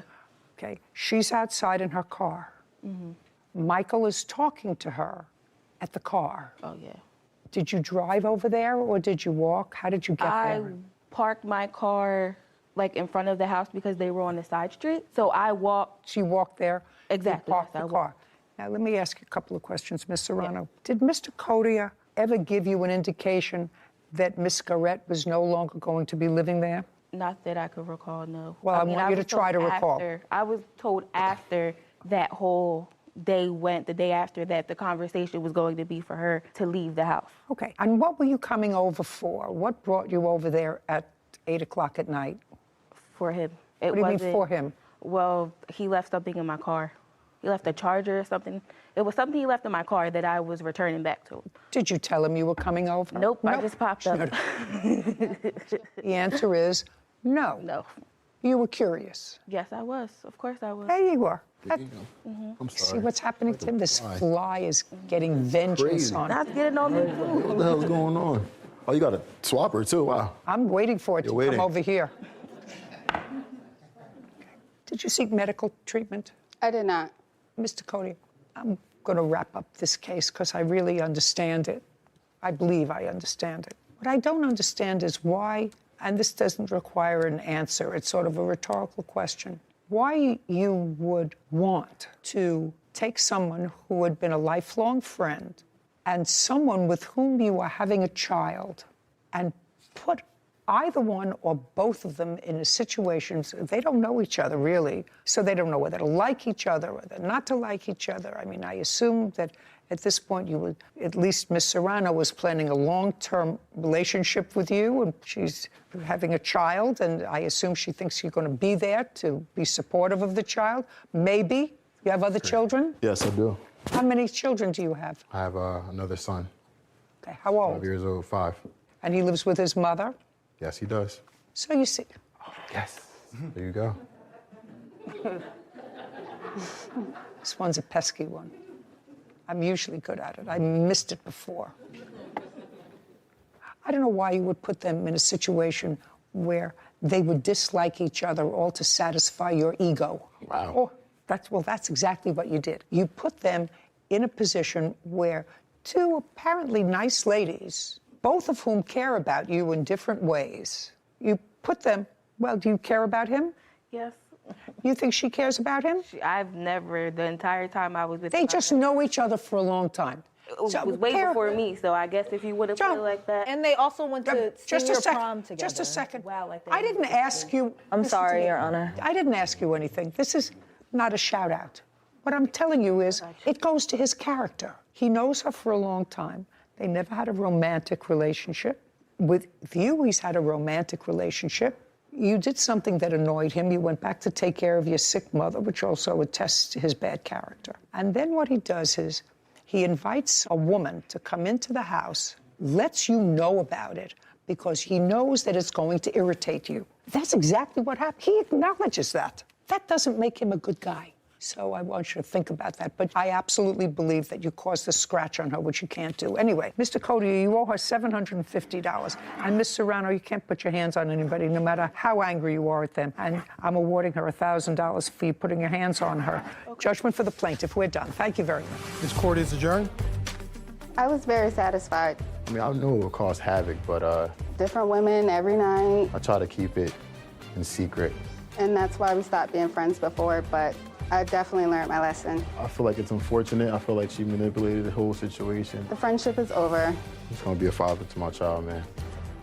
After working with you now for almost a year, I'm starting to get so jaded from these cases that I'm starting to think that just staying single might be my best option if these are the alternatives. Yeah. Just blows my mind. He admitted to just pitting an old friend and your fiance, who's pregnant with your child, against each other. To satisfy your ego. Yes. Sounds like a terrible idea, was a terrible idea, turned out to be a terrible idea, and it'll land you in court on occasion. You're right, but rethink that staying single. Mary Marshall are suing their neighbors, Joseph and Jennifer Fugate, for an insurance deductible and filing a false police report. Court come to order. All rise. Have a seat, please. Case number 2074, Marshall versus Fugate. Thank you. You're welcome. Mr. and Mrs. Marshall, you live across the street from Mr. Fugate and his mother. Yes. How long have you lived in your house? 22 years. And Mr. Fugate, how long have you lived in your house? Your Honor, my mom has lived in the house far longer than I have. She's lived in it since 2008. I moved in 2016. Mr. and Mrs. Marshall, this problem that I'm going to try to rectify today deals with parking space. Yes. And the parking space is a public parking space, correct? Yes, ma'am. Yes. And it's on the street, and the public parking space happens to be in front of your home. Yes, ma'am. You live across the street. Yes, ma'am. And the case involves acrimony that has developed because you, Mr. Fugate, would like to keep that spot that's in front of your home free for your mother, who you say for health reasons, it would be more convenient for her to park right in front of the house. Yes, ma'am. And Mr. and Mrs. Marshall sometimes or always park in that spot. That's what the problem is. Yes. Okay. And I assume you're going to speak for your husband for now? I can, yes. Do you want her to talk for you? Sorry. He learned his lessons well. Oh, that's very good. Perfect. I can speak for myself. If she need to, she can. Perfect. You've been living there a long time. Did you have any trouble with the Fugate family about this parking space between 2008 and 2016? No. So before the son moved in, you had no problem? That's right. Had you ever, just a second, Had you ever had discussions with Mrs. Fugate about parking in that spot before he came? No, ma'am. Okay. Now, Mrs. Fugate, did you understand what I said? Yes, ma'am. Okay. I want you to be very careful in your answer to me. Yes, ma'am. You've lived there for a long time. Yes, your son didn't move in until 2016. Before your son moved in, did you ever have any communication with Mr. and Mrs. Marshall about parking in front of your house? Ma'am, she didn't park in front of my house before my son moved in. Okay, so is that correct? That's correct. Okay. Can you tell me what changed after her son moved in? Okay, where I park at is actually across the street from the Fugates. It's right by my driveway, and I park my Toyota Avalon right beside my driveway, which is the parking spot that Mr. Fugate is causing the problems over. So it's the parking spot is in front of your house? No, it's not in front of my house. It's beside my driveway. But on your side of the house? That's on your correct. side of the street? Yes. Correct. No. Do they have a parking space in front of their house on their side of the street? Yes, ma'am. Do you ever park there? I have. When they took the parking space I usually park in, I did park across the street. Okay, so occasionally, either Mr. Fugate, his mother, parks on your side of the street, on a public street, and you'll park in front of their house. Correct. Okay, I got it. Okay, so let me tell you all this. We're going to finish part of the case right now. Too bad. You can park wherever you want on a public street because there are other visitors that come, I assume, for people who live on the block, that they take up parking spaces, and occasionally there aren't other parking spaces. You know, there's no question you would prefer to park on your side of the street, and you would prefer to park on your side of the street. If you can't, you can't. Mr. Fugate, I'm just telling you, just so that you know, you have no right to a public parking space. Yes, I understand that, Your Honor. I'm not the one that needs to be told that, though. You have no right to a public parking space. Yes, ma'am. Where do you live, in what state? Ohio, Cincinnati. Okay. I've actually been to Cincinnati frequently, but I am certain that there is no regulation in Ohio or any city or town thereof that says, well, you sort of had first dibs on the parking space on the public street that's in front of your house. That's ridiculous. The best that Cincinnati has, Your Honor, is a 3-day law that if the vehicle doesn't move within 3 days, then it could be towed by the city. But that's the best that they have. You live across the street from each other. Did either of you ever call the police and say a car has been there for more than 3 days? Yes, Your Honor. Who did? I did, Your Honor. Why? Because the spot in question that's directly across the street is actually, it's hindering to the entire flow of the neighborhood and where everybody parks on the street. I served 10 years Army, and I fought for people. Listen, I don't care if you're a good person, if you're not a good person, if you're a do-gooder, if you're not a do-gooder. It's a public street. And if what you're suggesting to me is they should be nice, it's an older person, and they shouldn't park in that spot, what I'm telling you is I wouldn't start up with anybody by calling the police on a car that especially a car that I knew.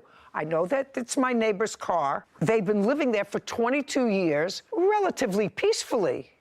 Relatively peaceful. It hasn't really been peaceful, Your Honor. You moved there. Yes, I did. They were living there a decade before you moved there. You.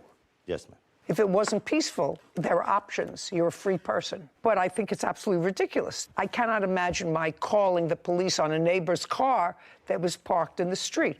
Well, that created problems. Okay, so I see where we're going. We're going to get to this case. Reimbursement for insurance deductible, that's one thing, because you claim that Mr. Fugate damaged your car. Yes, ma'am. On what date? That was on June the 26th. Of this year? Of 21, I'm sorry. Okay. Do you have any video evidence of the damage to your car? No, ma'am. All I have is a picture. Tell me how he damaged the car. With what did he damage the car? Okay. He damaged the car with his hand. I'm parking the car. You mean in front of? In front of Mrs. Fuggate's home. So on her side of the street? Yes, ma'am. I exit the car. Mr. Fugate is being erratic. No, don't tell me what your perception of. Tell me what he did. He was beating the hood of the car. He came up to the car and was hitting the top of the car? Yes, ma'am. Okay, now I'll see the car and the police report.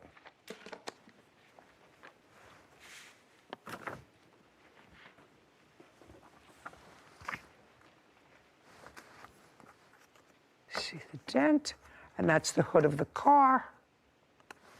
Okay.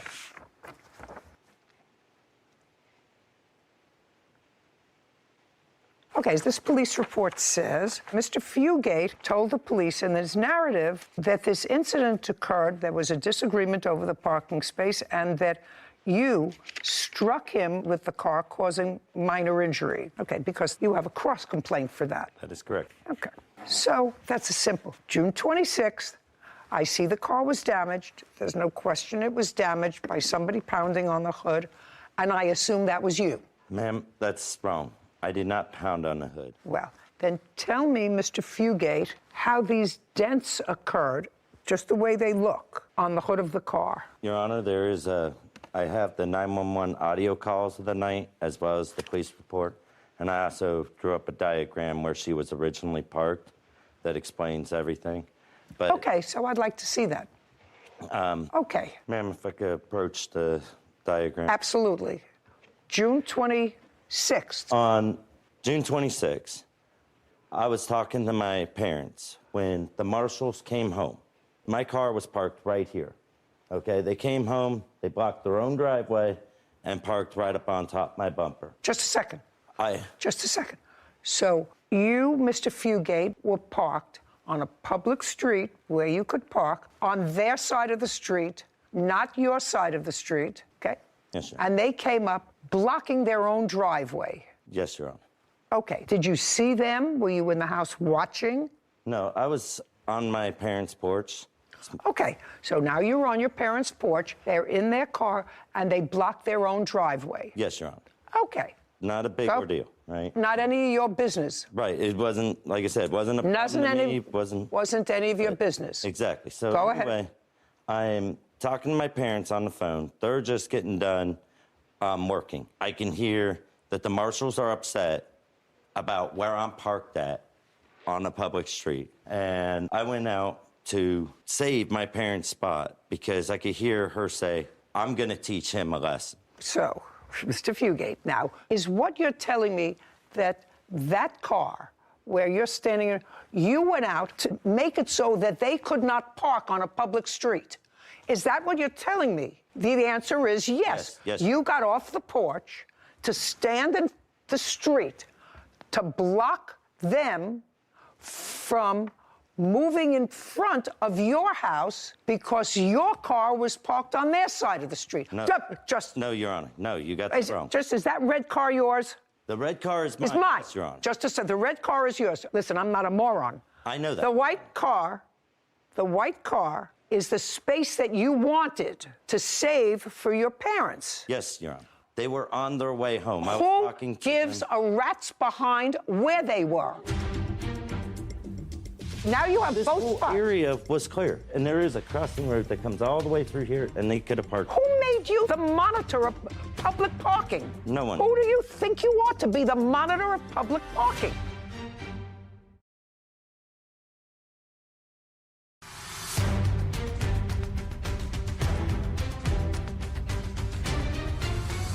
Sherry and Jeffrey Marshall claim their neighbors, Joseph and Jennifer Fugate, owe for an insurance deductible and filing a false police report. Joseph and Jennifer are countersuing for medical bills from an assault. Now, you went out on a public street to go like this to save a parking space for your parents. Yes, that you had no right to do. Let me just understand this. You had no right to go out there. You parked on their side of the street, and then you went outside to save the spot because your parents were on their way home. Yeah, Just a second. You have no right to do that. Zero. Don't you understand that? No, actually, I don't understand that, Your Honor. How do I not have a right to save a spot? You do not have a right to save a public... parents. Just a second. You don't have that right, because I'm here to tell you, you don't have a right to save a spot on a public street by standing in the street like this. Don't park here. And you have like this. I don't care whether you were hopping on one foot and chewing gum. You don't have the right to save a spot, and it makes it twice as obnoxious because you parked on their side of the street. Now, if there was a spot in front of their house that they could park in, and they said, no, I'm going to park in front of the defendant's house, I could say, you know what? That's nasty. Well, that's just that nasty. Now you have this both whole spots. Area was clear, okay? And there is a crossing road that comes all the way through here, and they could have parked. Who made you the monitor of public parking? No one. Who do you think you are to be the monitor of public parking? Get back. Yes, sir. Okay, so now, Mr. Monitor of Public Parking, you come out and you're standing in the street to save the spot. She comes around to park there, right? Yes, Your Honor. Tell me what happened. Well, she came around to park there, and then she hit me with her car. Just a second. She came around to park there, and you were standing in the street. Yes, Your Honor. Okay, pay careful attention. Where did she hit you in the car before you moved? She hit me in the knee. In the knee. And so you jumped out of the way. No. I fell on her car. I guess I was talking on the phone, and when she hit me in the knee, I fell on her car. Baloney. That's not what this is. What was the damage to your car? The damage? That's baloney. That didn't happen because your elbow went on her car. Sir, if she hit you on the knee, she hit you on the knee with the front of her car, which is possible. By the way, you have medical records to show me? I did. I'd like to see them. The record should reflect that they closed this case, made no arrests in this case, and probably told everybody to behave themselves, which is what I'm doing. I apologize. Okay. What is this? That is the ambulance bill for... I want to see a medical record. I don't care if you went in an ambulance. I want to see what the doctor reported about your injury. Where is that? I was unable to get that. Well, that's too bad. Then I'm not interested in this. That's nonsense. Okay, how much did it cost to fix your car? Here we are. Thank you. And you had a $500 deductible? Yes, ma'am. $500 so far for the plaintiff. The counterclaim that talks about medical bills for this is dismissed. Okay, filing a false police report. Yes, ma'am. And the false police report you're talking about is what? Mrs. Fieldgate initiated a confrontation with me. When? December the 22nd. I'm on my way to my vehicle. Mrs. Fieldgate is parked maybe like 10 feet behind me. Put up the diagram again, please. Okay, just go over to the board. This is a different date, but I just want you to show me where she was and where you were. Okay. Mrs. Fieldgate was parked right about here. She parked right about there, which is opposite your house.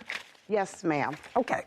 And I'm parked here. In front of her house? Correct. Okay, so you're both on the same side of the street, which is the defendant's side of the street. You're parked across the street from your house. That's correct. Got it. Go ahead. Okay. What happened? And Mrs. Fieldgate, she comes out of her car. She's walking towards me. She's upset. She's yelling. And I don't remember all of the words that she was saying, but it was about parking. She was telling me I couldn't park where I was parked at. She's yelling. She's screaming. I'm trying to reason with her. Could you step back there? Yes. I'm trying to reason with Miss Fieldgate. I'm telling her it's a public street and I can park there. She's yelling and screaming and telling me that I can't. We're standing in front of one another. She's still yelling and screaming. I'm trying to reason with her. Next thing I know, she hits me on the hand. My reflex, I pushed her back. Next thing I know, she's still standing after I pushed. Next thing I know, I guess she thought about it, and then she made herself fall on the ground. Well, I don't know whether she did or not. Somebody said with regard to this that there's a video of this.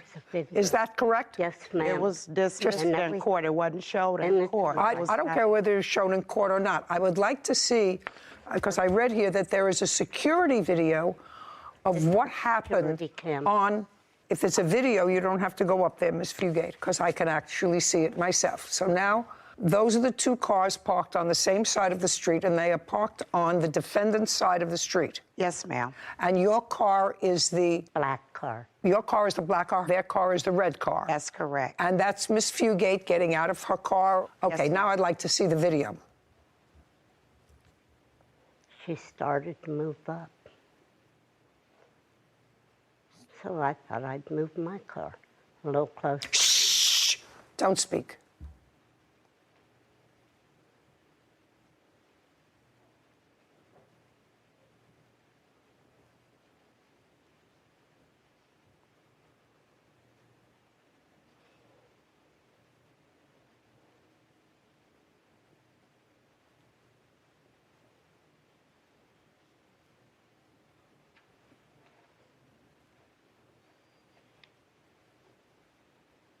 That's when she... Shh!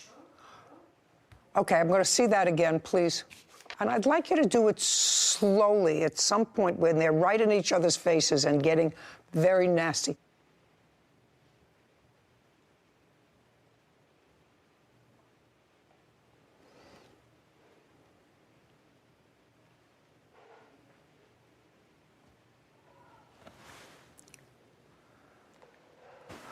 Oh, no, Miss Marshall, you can't do that. It wasn't my intention. Oh, just a second. Oh, it was absolutely your intention. No, it was absolutely your intention, and there was... Listen, you know, I'm an equal opportunity abuser. You can't do that. You can't do what I just saw. What I just saw is unreasonable behavior and totally inconsistent to being... Maybe, which I didn't see, slapped on the hand. Right. Maybe slapped on the hand. I didn't see it. But I did see you give her a substantial shove, and she is a person who has a certain infirmity, and she fell. And if she fell, and if she was injured, you're responsible. That's it. I saw you give her a shove that didn't, as you say, she decided to fall back down. No, madam. You hit her with such force that she fell backward. You say no, I say yes. I'm a judge, I win.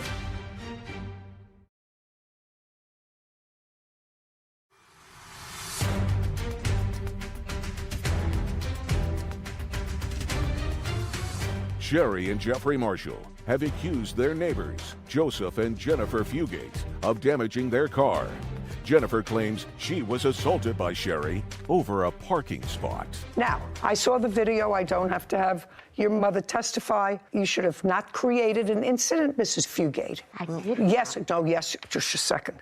Yes, you did. I was walking toward the car, and I was to go to my car and pull up because she was starting to pull her car up. And if you look, she started to pull her car up first. And then when she come around the car, she's holding her cell phone yelling, I got you on recording. I'm recording you because I'm going to show you a hate crime. Excuse me. Just a second. Part of the problem is you and your son have to understand that you have no right to the parking spaces that are on a public street, just a sec, in front of your house. And your son clearly is a provocateur in this because he parks his car on their side of the street. I'm not getting, so what I'm doing is I am dissecting this case. If I have two unreasonable people, they're going to continue to make each other's lives miserable, and I can't control that. All I can do is hear each individual side. So, Mrs. Fugate, I have already said that Miss Marshall had no right, based upon what I saw, to push you with such force that you fell. I would like to see the medical report after the incident of December 22nd. May I see it, Kevin? I was in the ER. Okay. And I had to wear a brace for a month on my arm and shoulder. Did you have any out-of-pocket expense? I paid $900 because it was Christmas holidays. All I want to know is, did you have any out-of-pocket expense? Yes, Your Honor. And yes, I had... Shh. What is this? It's I had to have a woman come in and clean my house. I don't care about that. That was out of... I don't care about that. Return that to her. That's a cleaning bill for somebody to come in and clean. Let her clean. Okay, so filing a false police report and false arrest. Who was arrested? I was. And you were arrested, in my judgment, legitimately, because of based upon what I saw. So I'm dismissing... That is not why they arrested me. Oh, okay. So That is not the reason that you were arrested, was not this. The reason why I was arrested is because when she hit me and when I pushed her back, when they asked me what happened, I did not tell them that she had struck me. Miss Marshall, is the reason you were arrested based upon the occurrence of December 22nd? That's easy. Yes, it was. Well, that's what I said. So don't say no. The reason you were arrested and claim falsely is as a result of the December 22nd incident. But I was cleared. I don't care whether you were cleared or not. I didn't clear you. The burden of proof in a criminal case is proof by beyond a reasonable doubt, okay? That is not the burden of proof in a civil proceeding. It's a much lower standard. I looked at that video. I believe that your conduct was unconscionable. And not hers. You didn't see. I think that her behavior was I think that her behavior was stupid. I don't just a second. I don't see her hitting you. I see you walking away, Miss Marshall. I see you walking away, but I saw you give her a shove that, as you say, she decided to fall back down. No, madam. You hit her with such force that she fell backward. You say no, I say yes. I'm a judge, I win. So you, on your case, I said, absolutely, I don't believe him. I don't believe that the damage to your car resulted from his putting his elbow on it. I told him, you have absolutely no right to save a space for your parents. I'm awarding... The case is malicious. From what you saw him do, that's what she did. She installed a camera, set me up, maneuvered me in front of the camera. She knew what she was doing when she hit me on the hand. Okay, she knew. Just a second. Just a second. All of it is Just a second. It's not your judgment that I'm concerned about, madam. I'm telling you, based upon what I saw, I'm awarding Mrs. Fugate, who I think she and her son both have to understand what a public street is. I'm awarding her $2,000 on her counterclaim for her injuries as a result of the assault. I'm dismissing part of your claim for false arrest. I awarded you the $500 that you asked for your deductible. You got your $500. It's coming off the $2,000 that I've awarded Mrs. Fugate for her injuries, judgment on the counterclaim for $1,500. Thank you very much. We're done. This court is adjourned. I wouldn't have never maliciously pushed anybody. I've been trying to tell this story forever. I didn't know what else she was going to do. I was trying to protect myself. It really does harden me that there are people out there that could go and just do this. I have always been friendly. I never bother anyone. They keep bothering us. We're really hoping that this does resolve the issue. I just want them to leave us alone. Bring them to Judy Justice. Because she really does care.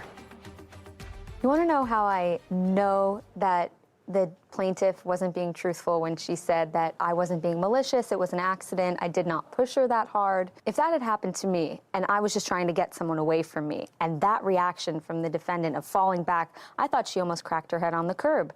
I would have said, I'm so sorry, oh my goodness, I would have gone down to her, I didn't mean to push you, let me help you up. The plaintiff just walked right back to her car, and you could see her face almost had a smirk on it, just walked right back to her car like she didn't even care. And that, to me, says you knew exactly what you were doing when you put your hands on that woman. Yeah, and I didn't see a slap. It could have happened. I said it could have happened. It could have happened. I just didn't see it. That reaction was an above and beyond. overreaction. 18-year-old Bella North and her mother, Angela North, are suing business owner Heather Olson for car damage. Court come to order. All rise. Have a seat, please. Hello, Judge. Case 2092, North versus Olson. Thank you. You're welcome. Ms. North, this is your daughter. Yes, ma'am. Why don't you have a seat? Because you actually weren't involved nor a witness to the incident. Are you the owner of the car? No, ma'am. Okay, why don't you have a seat? Tell me your first name.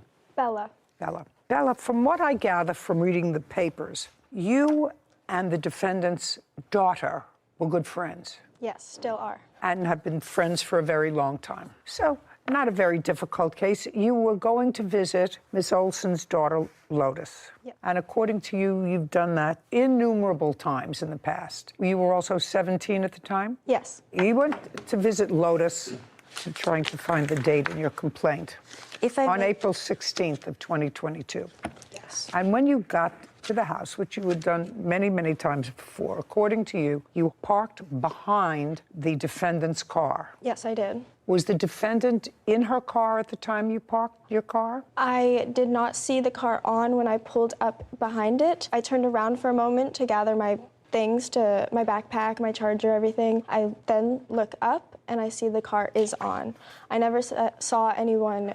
You never saw anyone get in the car? Yes, exactly. Okay. Now, could you tell me what kind of car were you driving? A 2001 Honda Accord. So a very small car? Yes, sedan. And you were in a large car, Miss Olson? Your car is a large car. Yes, Your Honor. What kind of car is it? It's a Suburban. Now, can you tell me why you parked behind her car? If you parked behind her car, you were blocking her in. Yes. So I parked behind her car because Lotus has told me in the past. You can't tell me anything that Lotus told you. Okay. I parked behind her car so that the driveway to my left was free for people to come in and out, because I am aware that she does have residents in her home, and I was... But that means that she couldn't get her car out if you were parked right behind her. Correct.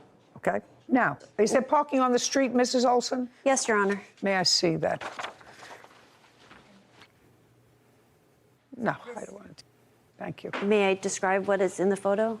Well, I'm just asking you, is there on-street parking here or not? It's not laid out, but you're allowed to park on the street. We have also additional parking next door at the neighbors. They've invited us to park. No, you can't tell me that they invited you. Sorry. I'm just asking whether Miss North could have parked someplace else. And the answer is she could have. It was more convenient to park behind your Suburban. Now, as you turned around to gather your backpack, according to your complaint, you felt something hit your car, your 21-year-old car, right? Yes. Would you look up 2001 Honda? Where did you get the car from? I got it from a small dealership in my town, Sarasota. Who purchased it? I did. For how much? $3,000. Okay. And you felt something hit your car? Yes. And then you looked up, according to what I read, and you saw the backup lights on. Yes, I looked up, saw the reverse lights on, waited, saw the car back up into me, hit my car, I honk, the car stops. The car then continues to reverse again, hitting my car. I honk, they stop. I then turn back on my car. I reverse away so she can get out, and then she proceeds to leave. Okay. And show me what the damage was to your car. Yes, ma'am. The Kelly Blue Book value is $2,500 to $3,500, so right in the range. Great.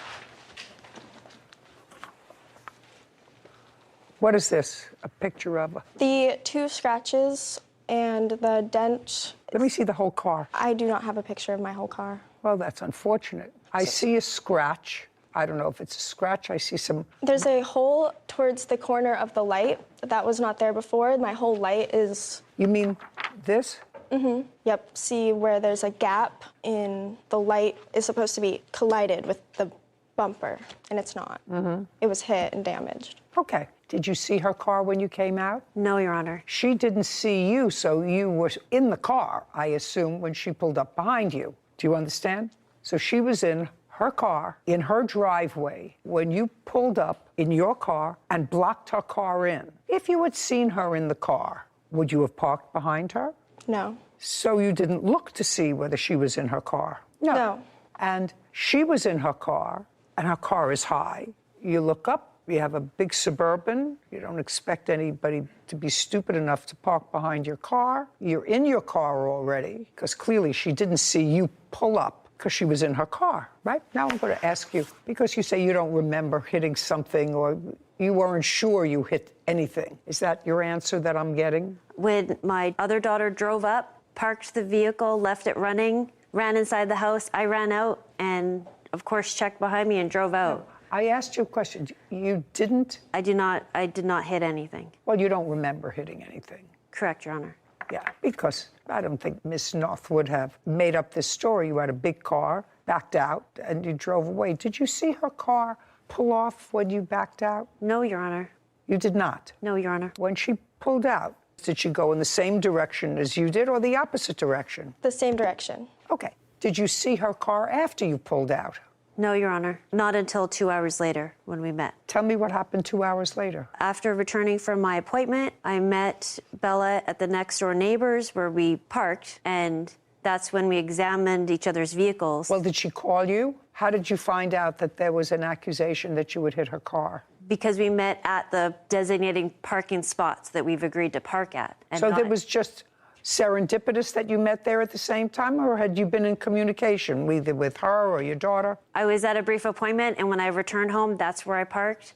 And Bella also parked there because that is where we Okay, so when you moved your car after the defendant, according to you, hit your car, did you park in another spot? Yes. Did you park in the neighbor's spot? I did. Okay, so that would indicate to me that you were aware that you were supposed to, or could, if there were other cars in it, park in the neighbor's spot, because otherwise I wouldn't park in a neighbor's house. So you were aware you could park there. I'm never sure when the neighbors are home or not, and I don't feel comfortable parking at a neighbor's house. But you did park in the neighbor's spot after this happened on April 16th. You did not pull back into Miss Olson's driveway. You pulled into the neighbor's spot. I did. And then you went into the house to visit Lotus, right? Yes. Now, Lotus didn't witness this, I assume? No. When you met in the neighbor's spot, did you show Miss Olson the damage? I did. We didn't meet there. We met outside of her house as I was leaving Lotus's house and she was going in. I confronted her about it, and then... Tell me what you said when you say you confronted her.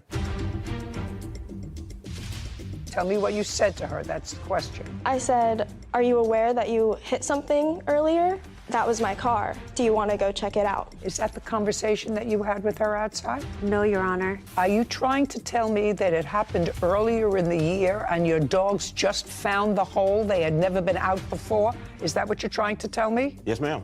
Oh, I don't believe that, sir.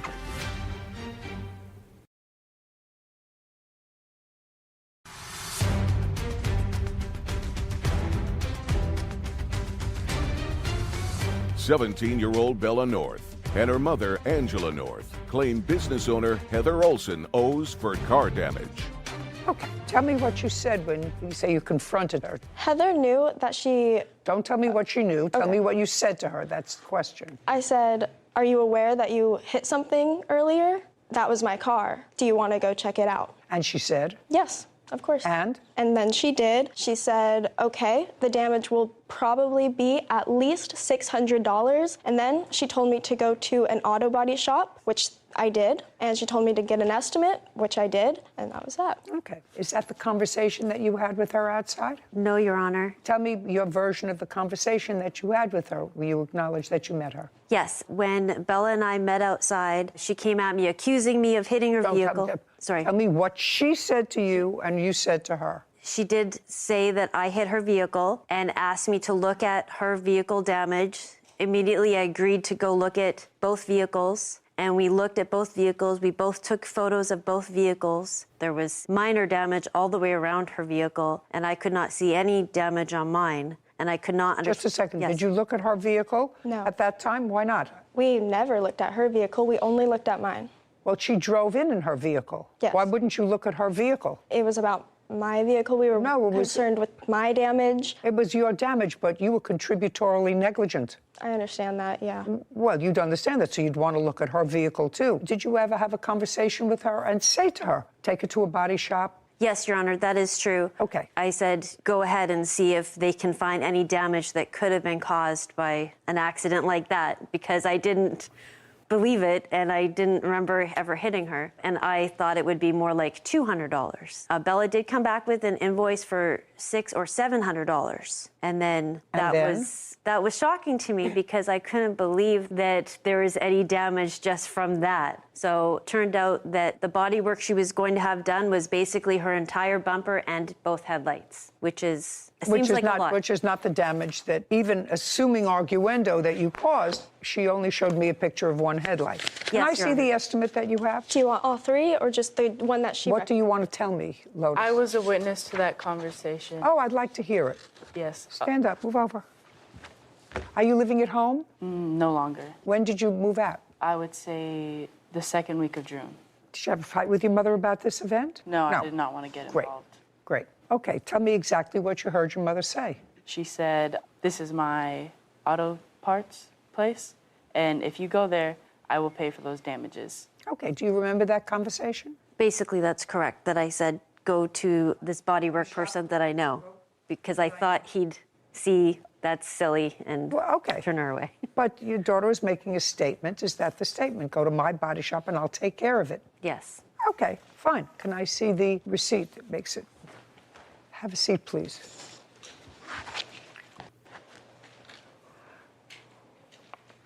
This says customer pays $0, insurance pays $7.95. In my historical brain of information, an estimate from a body shop when they believe insurance is going to pay for it is always a little bit inflated. Did you have your car fixed? Not yet. Not yet. Okay. You agreed to pay for the damage. That's what you agreed to. I will tell you, if you had not agreed to pay for the damage, I would find the plaintiff 50% responsible for this accident. She was as negligent as you were in hitting her car, and I do believe that you hit her car. So, absent an agreement by you to pay for the damage, I would actually split this between the two of you and find the plaintiff 50% contributorily negligent. But since you agreed to pay for the damage and you acknowledge you agreed to pay for the damage, I must rely on this bill, which is $795. Judgment for the plaintiff. Thank you. Thank Court you. is adjourned. I don't think it caused too much friction as we were never that close. Still in shock. Obviously, I'm still close with her daughter, so it hasn't caused too much friction.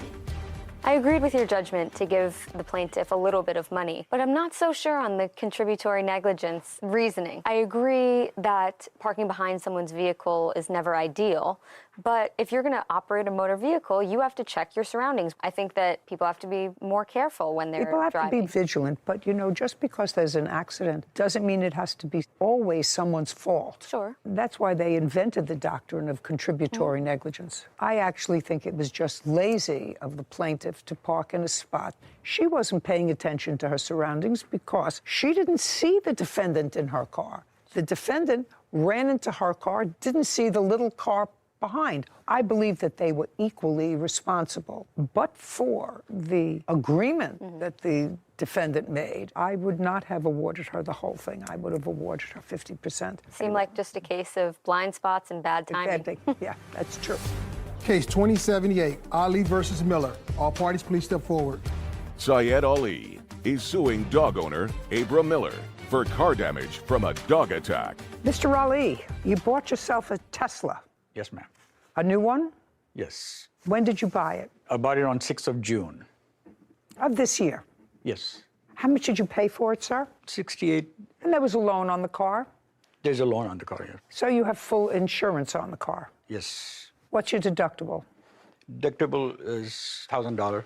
$1,000. Yes. This is what your case is about. You were going to check on a child's house of yours. Yes, ma'am. It's my son's house. I go there every day. We bought that house for on my son's and my name. It's for my... Oh, so it's a house that's jointly owned by you and your son? Yes, ma'am. But you don't live there regularly? I don't live there. And where does Mr. Miller live? He lives on a different street, but his backyard and my backyard, they meet each other in the back. How long have you owned that house? Since 2014. Long time. Long time. Have you met Mr. Miller? I met him a few times, yes. Mr. Miller, you recall meeting Mr. Ali? Yes, ma'am, once. Okay, but you've met him? Yes, ma'am. Before June 6th? Yes, ma'am. And your son lives in the house. Anybody else live in the house? You live in the house. Is this a tenant in the house? She is a tenant. Yes. Does your son have dogs? No. And does the tenant have a dog? She does. What kind of dog? A Yorkie. You have a Yorkie? Yes. It's a small dog. Yes. Yes. So you have one Yorkie in the house. And you have 2 dogs. Yes, ma'am. What kind? A pit bull breed. Pit bull? Yes, ma'am. And the other? No, both are the same. Both are the same. One's actually the mom and the son. And how old are they? The mom's 10, the son's about 8. And you've had them for years? Since they were born. So June 16th, you go to check on the house. Yes. Tell me what you saw when you pulled up to the house. When I went there to the house to check my mail, I saw 2 dogs. Where did you see the 2 dogs? I saw them in the porch. On your porch? Yes. Okay. Had you ever seen those dogs before? No, I never saw them before. Could you describe them for me? They're a big size. There are black and white, and they're. One was black and white, or both black and white? No, the one is black and white, and I have some pictures of them. Oh, you took photos? Yes, ma'am. Yes, Judge. You took photos of them on the porch, or initially when you saw them? After I saw them, I was walking out, then I took the picture. Okay, may I see the photograph? Take out the photographs of your dogs.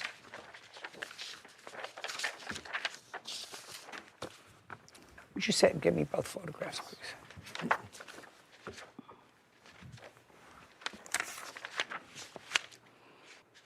I see. One is black. One is white. And one is fawn color and white. Are these pictures of your dogs? Those are pictures of my dogs. At his house? Yes, ma'am. Okay. So now, your dogs are out. You're not at his house, just your dogs. Just the dogs. Okay. So now I got it. So you took pictures of the dogs the day of this incident at your house? Yes. And these are your dogs? Yes, ma'am. Okay. Tell me what happened with your car. Most states now exclude certain dogs from their policy. One that's right on top of the list are pit bulls. You are aware of that.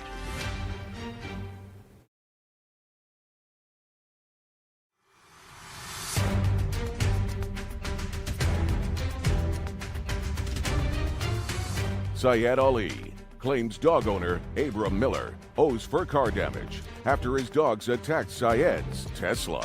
Okay, tell me what happened with your car. Then I realized that I think maybe I need to get away from them because they were very ferocious and growling. And I quietly walked away from them, go to my car, locked myself in, and I said, I need to get out. So I saw them, they were jumping all around my car and biting everything. They were biting what? Biting the right side of the tire, this side, and the rim and all that. What your claim is that the dogs caused a substantial amount of damage to your car. Right. May I see the photographs of the damage? Yes, ma'am.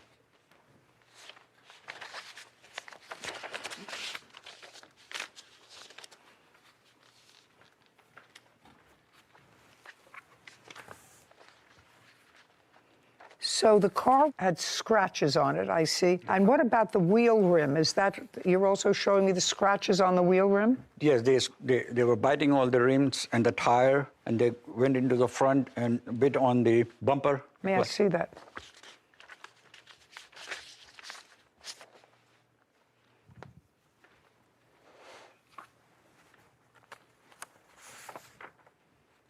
Okay, have you seen the pictures? Yes, ma'am. He sent you pictures of damage. He sent me some pictures, yes, of the damage. Okay, so now, Mr. Miller, what Mr. Ali is saying is that your dogs, who he has pictures of, that you acknowledge are your dogs, Yes, ma'am. caused damage to his car that he had for a week, that he paid almost $70,000 for. The dogs were clearly outside of your control. They were out of your control because you acknowledge that the photographs of them are without collars, without leashes, nobody around them, and the photographs are taken at his house. I'd like to hear a defense. Your Honor, there was no way for my dogs to have done the damage. My dogs are older. One of them has no teeth. We have to put water and stuff on her food just so she can eat. The other dog's teeth are filed down. Both of them are up in age. My dogs have never harmed anyone. I have 10 cars of my own in my yard, and I've never had my dogs biting any tires, any damage. Mr. Miller. Yes, ma'am. That's why they call dogs dogs. They're animals. Yes, ma'am. Because on one dog, it looks as if the incisors are filed down a little bit. Still has teeth, but the incisors are filed down. Is what you're telling me that was a natural process, or you had them filed down? No, ma'am. Absolutely natural. Absolutely not what? Absolutely natural. Absolutely natural. Okay, so the dogs still have teeth. They are smoother rather than sharp, but they still have teeth. Okay, but that's why they're dogs. You weren't there to witness this, so I have to assume that what the plaintiff tells me is true because his evidence is consistent with that. He has photographs of your dogs outside of your control, no collar, no leash, at his house. And he said that he took those pictures on the date of the incident, and he has damage to his car. Now, if somebody has that problem, they don't want to blame the wrong person. And the dogs he's identified as causing the damage are your dogs. I'm still waiting for a defense. You mean the fact that they've never done it before you think is a defense? No, ma'am, not. What were they doing outside of your control? They actually got out of my yard from a previous tenant of his dogs. that dug a hole up under my gate. Just a second. So a previous tenant of his had a dog. Had several dogs. Several dogs. Yes, ma'am. Doesn't live there anymore. Dug a hole under the fence. When did that happen? That was earlier that year. Okay, and when did you first discover it? I didn't realize it until after this incident. Are you trying to tell me that it happened earlier in the year and your dogs just found the hole? They had never been out before? Is that what you're trying to tell me? Yes, ma'am. Oh, I don't believe that, sir. You're responsible for his deductible. Did you have the car fixed? No, not yet, ma'am. Why not? I have an estimate, and I approached him of that, and I said, let's see if we can do something about this. Mr. Ali. Yes, sir. You Yes, have ma'am. insurance. Yes. And you have insurance for this type of problem. Yes, Judge. And you have a $1,000 deductible. Yes, Judge. Did you advise your insurance company? I wasn't, because I was trying to see what my good friend neighbor wants to do. Do you own your home? Yes, ma'am. Do you have homeowners insurance? Yes, ma'am. Does the homeowners insurance exclude your pit bulls? Do they exclude them? I'm not sure. Well, in what state do you live? Florida. In Florida. Would you look up and see what's the name of your insurance carrier? I'm not sure, Your Honor. I just switched insurance companies. Did you have insurance, homeowners insurance, in June? Yes, ma'am. You did? Absolutely. Well, did you inform your insurance company that there was a problem? No, ma'am. Why not? Because I was trying to get an understanding of what was going on. I'm just telling you what's going on. So now you know what's going on. Your dogs caused damage to his car. Most states now exclude certain dogs from their policy. One that's right on top of the list are pit bulls. You are aware of that. Yes, ma'am. And either you pay a higher premium or the insurance company says we're not insuring them. You do understand that? Yes, ma'am. Okay, so now you understand. Does your policy exclude your pit bulls? I don't think so. No, ma'am. Well, I don't know, and I don't know how to find that out unless you can give me a definitive answer, Sarah. It depends upon the insurance company. It does. Yeah, and you don't remember your insurance company. So, Mr. Ali, he's not paying the $8,000 that it's going to take to fix your car. That's what you have insurance for. Okay? But he's going to pay the deductible. You have insurance. It's a brand new car because you have a loan. So you must have insurance, which I'm sure you do. Yes, I do. Then if you were having a difficult time with Mr. Miller and his insurance, which I could probably understand because it may exclude his dogs from the policy, you have to advise your insurance company. And I don't understand why you didn't do that. But I was going to see if he wants to go ahead and fix it. Well, he's not paying $8,000 to fix it. He's going to pay the $1,000 deductible on your policy. He was suggesting me that he could just go and get a spray paint and paint that little thing. And I didn't like that idea. And I said, let's go to Tesla and have it done by the properly from... Absolutely. I agree with you. It's a brand new car. You should have it done by Tesla through your insurance. That's true. Yes. Good. Judgment for the plaintiff in the amount of $1,000, which covers your deductible. We're finished. This court is adjourned. Animal control said my dogs were so loving and peaceful. They showed no aggression to them. I mean, I like to have people as good neighbors. Even after they put the pole and the hoop around their necks, my dogs were wagging their tails. The neighbor's dog has some damage to my car, and I want the neighbor to be up to that responsibility. The plaintiff bought a new Tesla and has a loan on the Tesla. When you have a loan on a car, you're required by the lender to maintain insurance, both collision and liability. This is not a malicious act. It was a careless act. And I think he should use his insurance to pay for it. I think it was fair. I don't think that there was an issue of fact. Did you? No, I didn't. I think that was fair because you have insurance for that purpose so that you don't have to pay $8,000 out of pocket to fix damage from an accident. So he should have used it. His brother, Randall Rubin, for unpaid expenses from their mother's funeral. Court come to order. All rise. Have a seat, everyone. Good morning, Judge. Case number 2011, Rubin versus Rubin. Thank you. Welcome. Mr. Rubin, this is your brother. Yes, it is, Your Honor. And this case involves sharing expenses for your mother's funeral. Correct. And it is your claim that your brother, who I believe was living with your mother at the time she died, right, agreed to pay half of the funeral expenses when he received proceeds from a small life insurance policy that your mother had left. Yes, Judge. Our mother only left us a $5,000 life insurance policy. That's what the case is about. Right. Your brother's position is it's not his responsibility. He made no such promise. Of course, you do understand that without that promise to pay for your mother's funeral expenses, children aren't normally responsible for the expenses of their parent. You understand that? Yes, Judge. Mr. Rubin, when did your mother pass away? She passed away August 20th of 2021. How old was she? She was 86. And how long had you been living with your mother? Your Honor, I took care of my mother since 1991. Well, if you were taking care of her for almost 30 years, sir, what kind of physical malady did she have when she was in her 50s? She suffered from chronic kidney failure. When did that medical condition develop? Pretty close to 91. What is pretty close to 91? Beginning in the 90s, 91, 92, etc. So when you moved in with her, was your mother sick or was she not sick? She was sick. Did you live with your mother because it was not only good for your mother, but because it was good for you? That's Correct. what I'm trying to get Yes. to. The answer is yes. Yes, and you moved into your mother's house? Correct. That she owned or rented? She was purchasing it through a mortgage. She owned her home? Yes, ma'am. Correct. Was she working in the 90s? She was. Therefore, she wasn't incapacitated to the extent that you needed full-time care. At the beginning, no, ma'am. When you moved in with her, she was employed on a full-time basis, Correct. Sufficient enough to get a mortgage from a bank based upon her income. Correct. And what were you doing in 1991? I worked. For whom? Associates. For how long? Off and on from 91 till about 2 years ago. What does off and on mean? I had several jobs in between. I sold cars for various car dealerships, and I also owned several businesses. When you lived with your mother, who paid the mortgage? My mother did. Did you pay your mother for any expenses?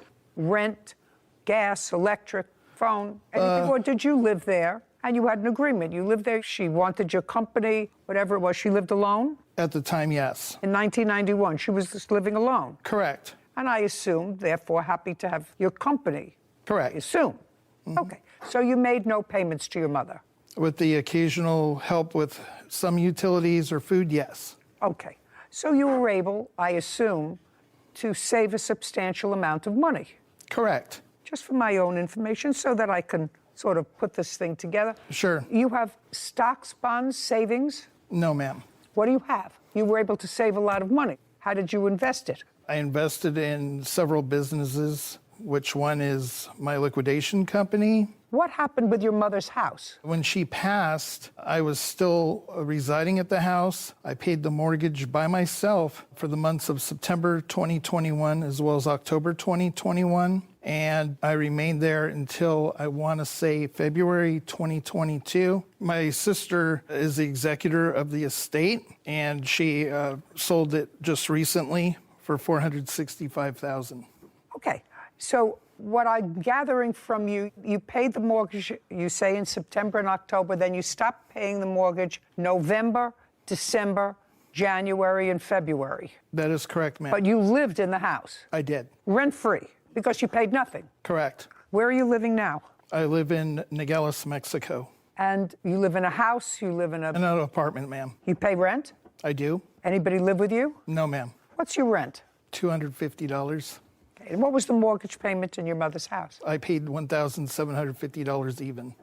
Are you the sister? Yes, Your Honor. Could you stand up for a second? I'm just getting some information. Tell me your name. Shannon Hayes. Miss Hayes, house was sold recently for $465,000. And what was left on the mortgage? $258,000 plus a $35,000 third mortgage. Your Honor, since her brother was not paying, since he wasn't paying, the house actually went into foreclosure. And so we had to get... Just to say, I didn't ask you anything. Okay, I'm just... Sarah Rose, $465,000 less $258,000. $207,000, Your Honor. Less $35,000. $172,000. Okay, and there are 3 siblings? And also, Your Honor, there was a $10,000 lien on the property that had to be paid. So we're down to $162,000. Correct. So it's $162,000 clear, so a little over $50,000 a person. She owed the IRS, Your Honor, for back payments in excess of $54,000. She hadn't paid taxes in years. Did you pay the IRS? I just did. And how much did you pay the IRS? $54,188. Sarah, from $162,000, take out $54,000. $108,000. Anything else? Yes, Your Honor. She had Arizona state taxes, $3,000 I paid as well. 105. Is that 105 net? So we also have the medical, bills that I had to take care of. She had no insurance, and she had to have Medicare. She did, Your Honor. That's her copayment. Okay, and what was her copayment? $3,000 in medical.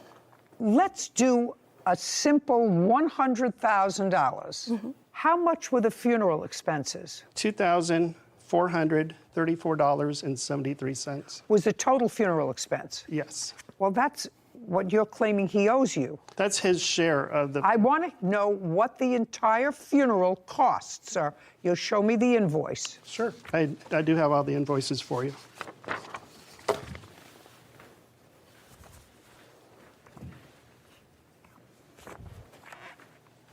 The first one, Your Honor, is just for the cremation 1058. services. Correct. Okay. 1058.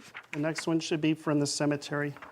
This is the total funeral home charges, and this is cremated remains internment of $2,200? Correct. The next invoice you should have, Your Honor, is from services provided by a rabbi. Okay, that was $600. Your Honor, it was actually $700. I paid the rabbi $100 as an honorarium. No, that's $600. Whatever you want to pay him as an honorarium, that's fine. So the total expenses $3,858. You should have another invoice for a proposal for a headstone as well. 1717. Yes, Your Honor. 3858 plus $1,717. $5,575. That's it. Okay. I assume your mother died without a will. Correct, Your Honor. Okay. And you are the only surviving siblings? Yes, Your Honor. The estate will be divided into 3 parts. Correct. So each one of you will get about $33,000 from the estate after all of the expenses have been paid. There's also the real estate commission fees that we didn't mention to subtract from the net income. And what were the real estate commission fees? $30,000. Oh, yeah, that's a substantial amount. Yes, Your Honor. So 108 less 30, $78,000. So now you're down to $25,000 each. That's correct, Your Honor. What I'm trying to figure out is, even giving you all those expenses that you paid, your mother's estate, absent this $5,000 life insurance policy that there was, correct? And you got a share of that life insurance policy. How much? Yes, the answer is yes. How much did you receive? $2,500 even. Okay, $2,500. Yes, ma'am. And did you get a share of that life insurance policy? No, Your Honor. Did you? Yes, Your Honor. I also received $2,500. Great. And the estate had net, after everything, at least $75,000 divided by 3, which is $25,000 apiece after you pay all expenses, which in this case would have been funeral expenses. Do you understand where I'm coming from, sir? I do. I have children and grandchildren. 10 years is a long time. That's a grandchild. She didn't see me at least once a month. She better keep her fingers crossed that I don't change my will.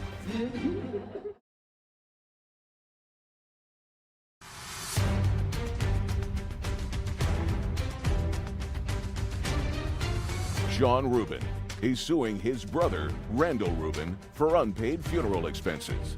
Randall is countersuing, claiming Sean defamed him. So now, if what you're asking me, Mr. Rubin, is to find that you had an agreement with your brother to pay 1/3 of the funeral expenses because the two of you each paid 1/3 of the funeral expenses. Is that what you did? Well, Your Honor, that's either a yes or a no. It is a no. I'm the only one that had the money to process our mother.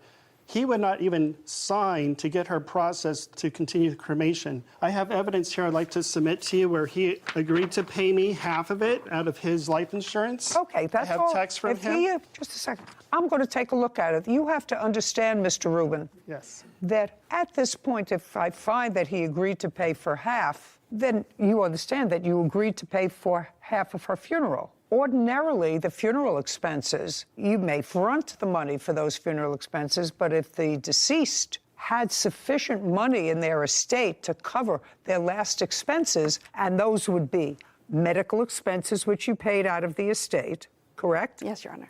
Taxes, which you paid out of the estate. Yes, Your Honor. You paid out of the estate after you sold the house, broker's fees. Mm-hmm. State tax fees, along with those kinds of fees, would be funeral expenses. Now, if the two of you agreed, the two brothers agreed, which is what you're saying, that he agreed to pay half, not a third, but he agreed to pay half of the funeral expenses for which you are not being reimbursed by the estate. Do you understand? Correct. I have not received anything from the estate, Your Honor. Okay. Well, this would be you. I'll let you know tomorrow. I think it's $2,200 for Menorah Gardens, and cremation was $1,053, so it's $1,626 each. That would be you, right? Yes. Okay, 1,626, because you asked him how much you owed, right? I did. So I assume since you asked him how much you owed, you had some sort of an arrangement with him to pay a third, because it does say a third, of the funeral expenses. That is correct. Okay, great. I do want to interject, Your Honor, and let you know that when I did receive my monies, the $2,500 from her life insurance, we had communicated with one another that I had some emergency dental work that needed to be done. It was life-threatening. And therefore, he said, I don't have the email because I had to block him. I have a restraining order against him. So I lost all my emails between us. Listen, however, nobody ever has their emails here or a video. A very substantial amount of those monies went for my dental. I don't care. How old are you? 59, ma'am. You have lived rent-free for 30 years. And according to you, you had businesses. You worked most of that time, either selling cars or on and off for a company for 30 years. You made an agreement with your brother to pay 1/3 of your mother's funeral expenses. And as far as I'm concerned, if you had dental problems, pay for it from the resources of one of your businesses, because you had no expenses. You have very little sympathy for you. You lived in the house for months without paying the mortgage. That's outrageous. That's taking money away from them. Do you understand that? Yes, I ma'am. say you lived in the house for 3 months rent-free, at least 3 months rent-free. So if you paid mortgage payments for 2 months, I would say to you, sounds pretty reasonable to me. You know, there's a story that's created. Correct. And what's created here is there's unequivocal information in these text messages that you and your brother and sister, because you, sir, are claiming that he owes half. He doesn't owe half. That was never the agreement, according to what you gave me. According to what you gave me, and in your own hand, you say this is what you owe me, $1,600, not $2,600. Well, Your Honor, if I can explain, the reason why I said half is only me and my brother were included in life insurance policy. My sister was not named on it, and it was only for $5,000. So, sir, listen carefully to me. I mean, if we put our money together, we could have paid for it. Listen carefully to me. That has nothing to do with you. Exactly. The same with his dental has proceeds of nothing your to do with mother's me. final resting should have come out of the estate. That way, it would have been borne equally between the 3 people who will profit from the estate. You understand? I understand, Your Honor. Very good. So if you understand that, the math is simple. If he pays a third, you get your sister to kick in whatever she's getting back from the $25,000, and everybody is equal. Well, Your Honor, I mean, you're already getting the vibe that this guy's the biggest bum who lived off his mother, sponged off of his mother. Let me explain something to you. That is unnecessary here. Unnecessary, and really quite stupid. Stupid. You handed me evidence, sir, that you made an agreement with him. He asked you what he owed. You told him. Yes. $1,600. That's what you told him, that he owes you, $1,600. That's correct. And each of you are getting a certain amount of money for nothing from your mother. I'm going to ask you some questions. Prior to her death, when was the last time you saw her? When was the last time you saw your mother? Month and year? I honestly do not recall, Your Honor. Okay, just a second. Was it in the decade that she died? Yes. Okay, well, she died in 2021. So when did you see her? Probably several years before that, Your Honor. Well, so you didn't see her in the decade before? Your Honor, you have to understand, her house was infested with bed bugs. Pay careful attention to me. I asked you some questions. Yes. My question was, when was the last time you saw your mother? So you hadn't seen your mother in a decade. When was the last time you saw your mother? I saw my mother frequently, Your Honor. It was in May, Mother's Day. Okay, Mother's Day of 2021. And Your Honor, I did... I'm not speaking to you. March of 2021. Prior to that, when did you see your mother? November 2021. Wait a minute. How could you see her in November 2021 if she passed in August of 2021? November 2020. Okay, May 2021, November of 2020. Prior to that, when did you see your mother? I saw her frequently because... No, not frequently. Month and year. I don't have the... Did you see her every month? No, Your Honor. Did you see her every 2 months? About that, yes, Your Honor. Okay, well, between May and November, that's more than 2 months. Mm-hmm. That's what you can remember. Yes, Your Honor. So it would be fair to say that whether he took great care of her and whether the house was clean or dirty or anything else, your 86-year-old mother lived with your brother, whether you like him or not, and you were totally disinterested in her. You're the one who started this, or I was about ready to finish this case, but when you say he's a bum, I say, you know what? This guy's got to be put in his place. He may have been, but he was the bum who took care of your mother. You started it.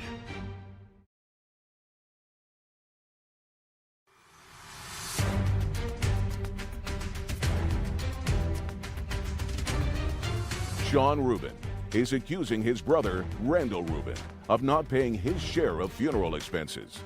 Randall claims Sean spread multiple lies about him. So it would be fair to say that whether he took great care of her and whether the house was clean or dirty or anything else, your 86-year-old mother lived with your brother, whether you like him or not, and you were totally disinterested in her. Well, that's not true, Your Honor. Well, I want to know if you didn't see your mother in a decade, and she had failing health, I would say, as a child, you were totally disinterested in her. I did visit my mother after she had kidney replacement or kidney surgery. I visited her after her surgery. We both did. Just a second. Do you understand where I'm coming from, sir? I do. I have children and grandchildren, right? Sure. 10 years is a long time. That's a grandchild. If she didn't see me at least once a month, she better keep her fingers crossed that I don't change my will. Well, Your Honor, I'm sure that Sarah is very close to you, where we live out of state. Just a second. We both have actual real jobs. Just a second. If her father didn't visit me at least once a month, and we live in different states, he too would check the will. So what I'm telling you is, if you don't see your mother for 10 years, you are a disinterested child. You're the one who started this, or I was about ready to finish this case, but when you say he's a bum, I say, you know what? This guy's got to be put in his place. He may have been, but he was the bum who took care of your mother. No, No. absolutely not. Oh, really? Did your mother have full-time nursing care for the last 10 years? The answer is either yes or no. It's an absolute She no. declined. That's not what I asked you. Not what she declined. Did she have full-time nursing care? That's a yes or a no? Yeah, Your Honor. Okay, so if she didn't have full-time nursing care and she was in poor health because, based upon your blurted-out answer to me, you thought she should have full-time care. Yes, Your Honor. Right, but she didn't. So he took care of her. You don't like the way he took care of her.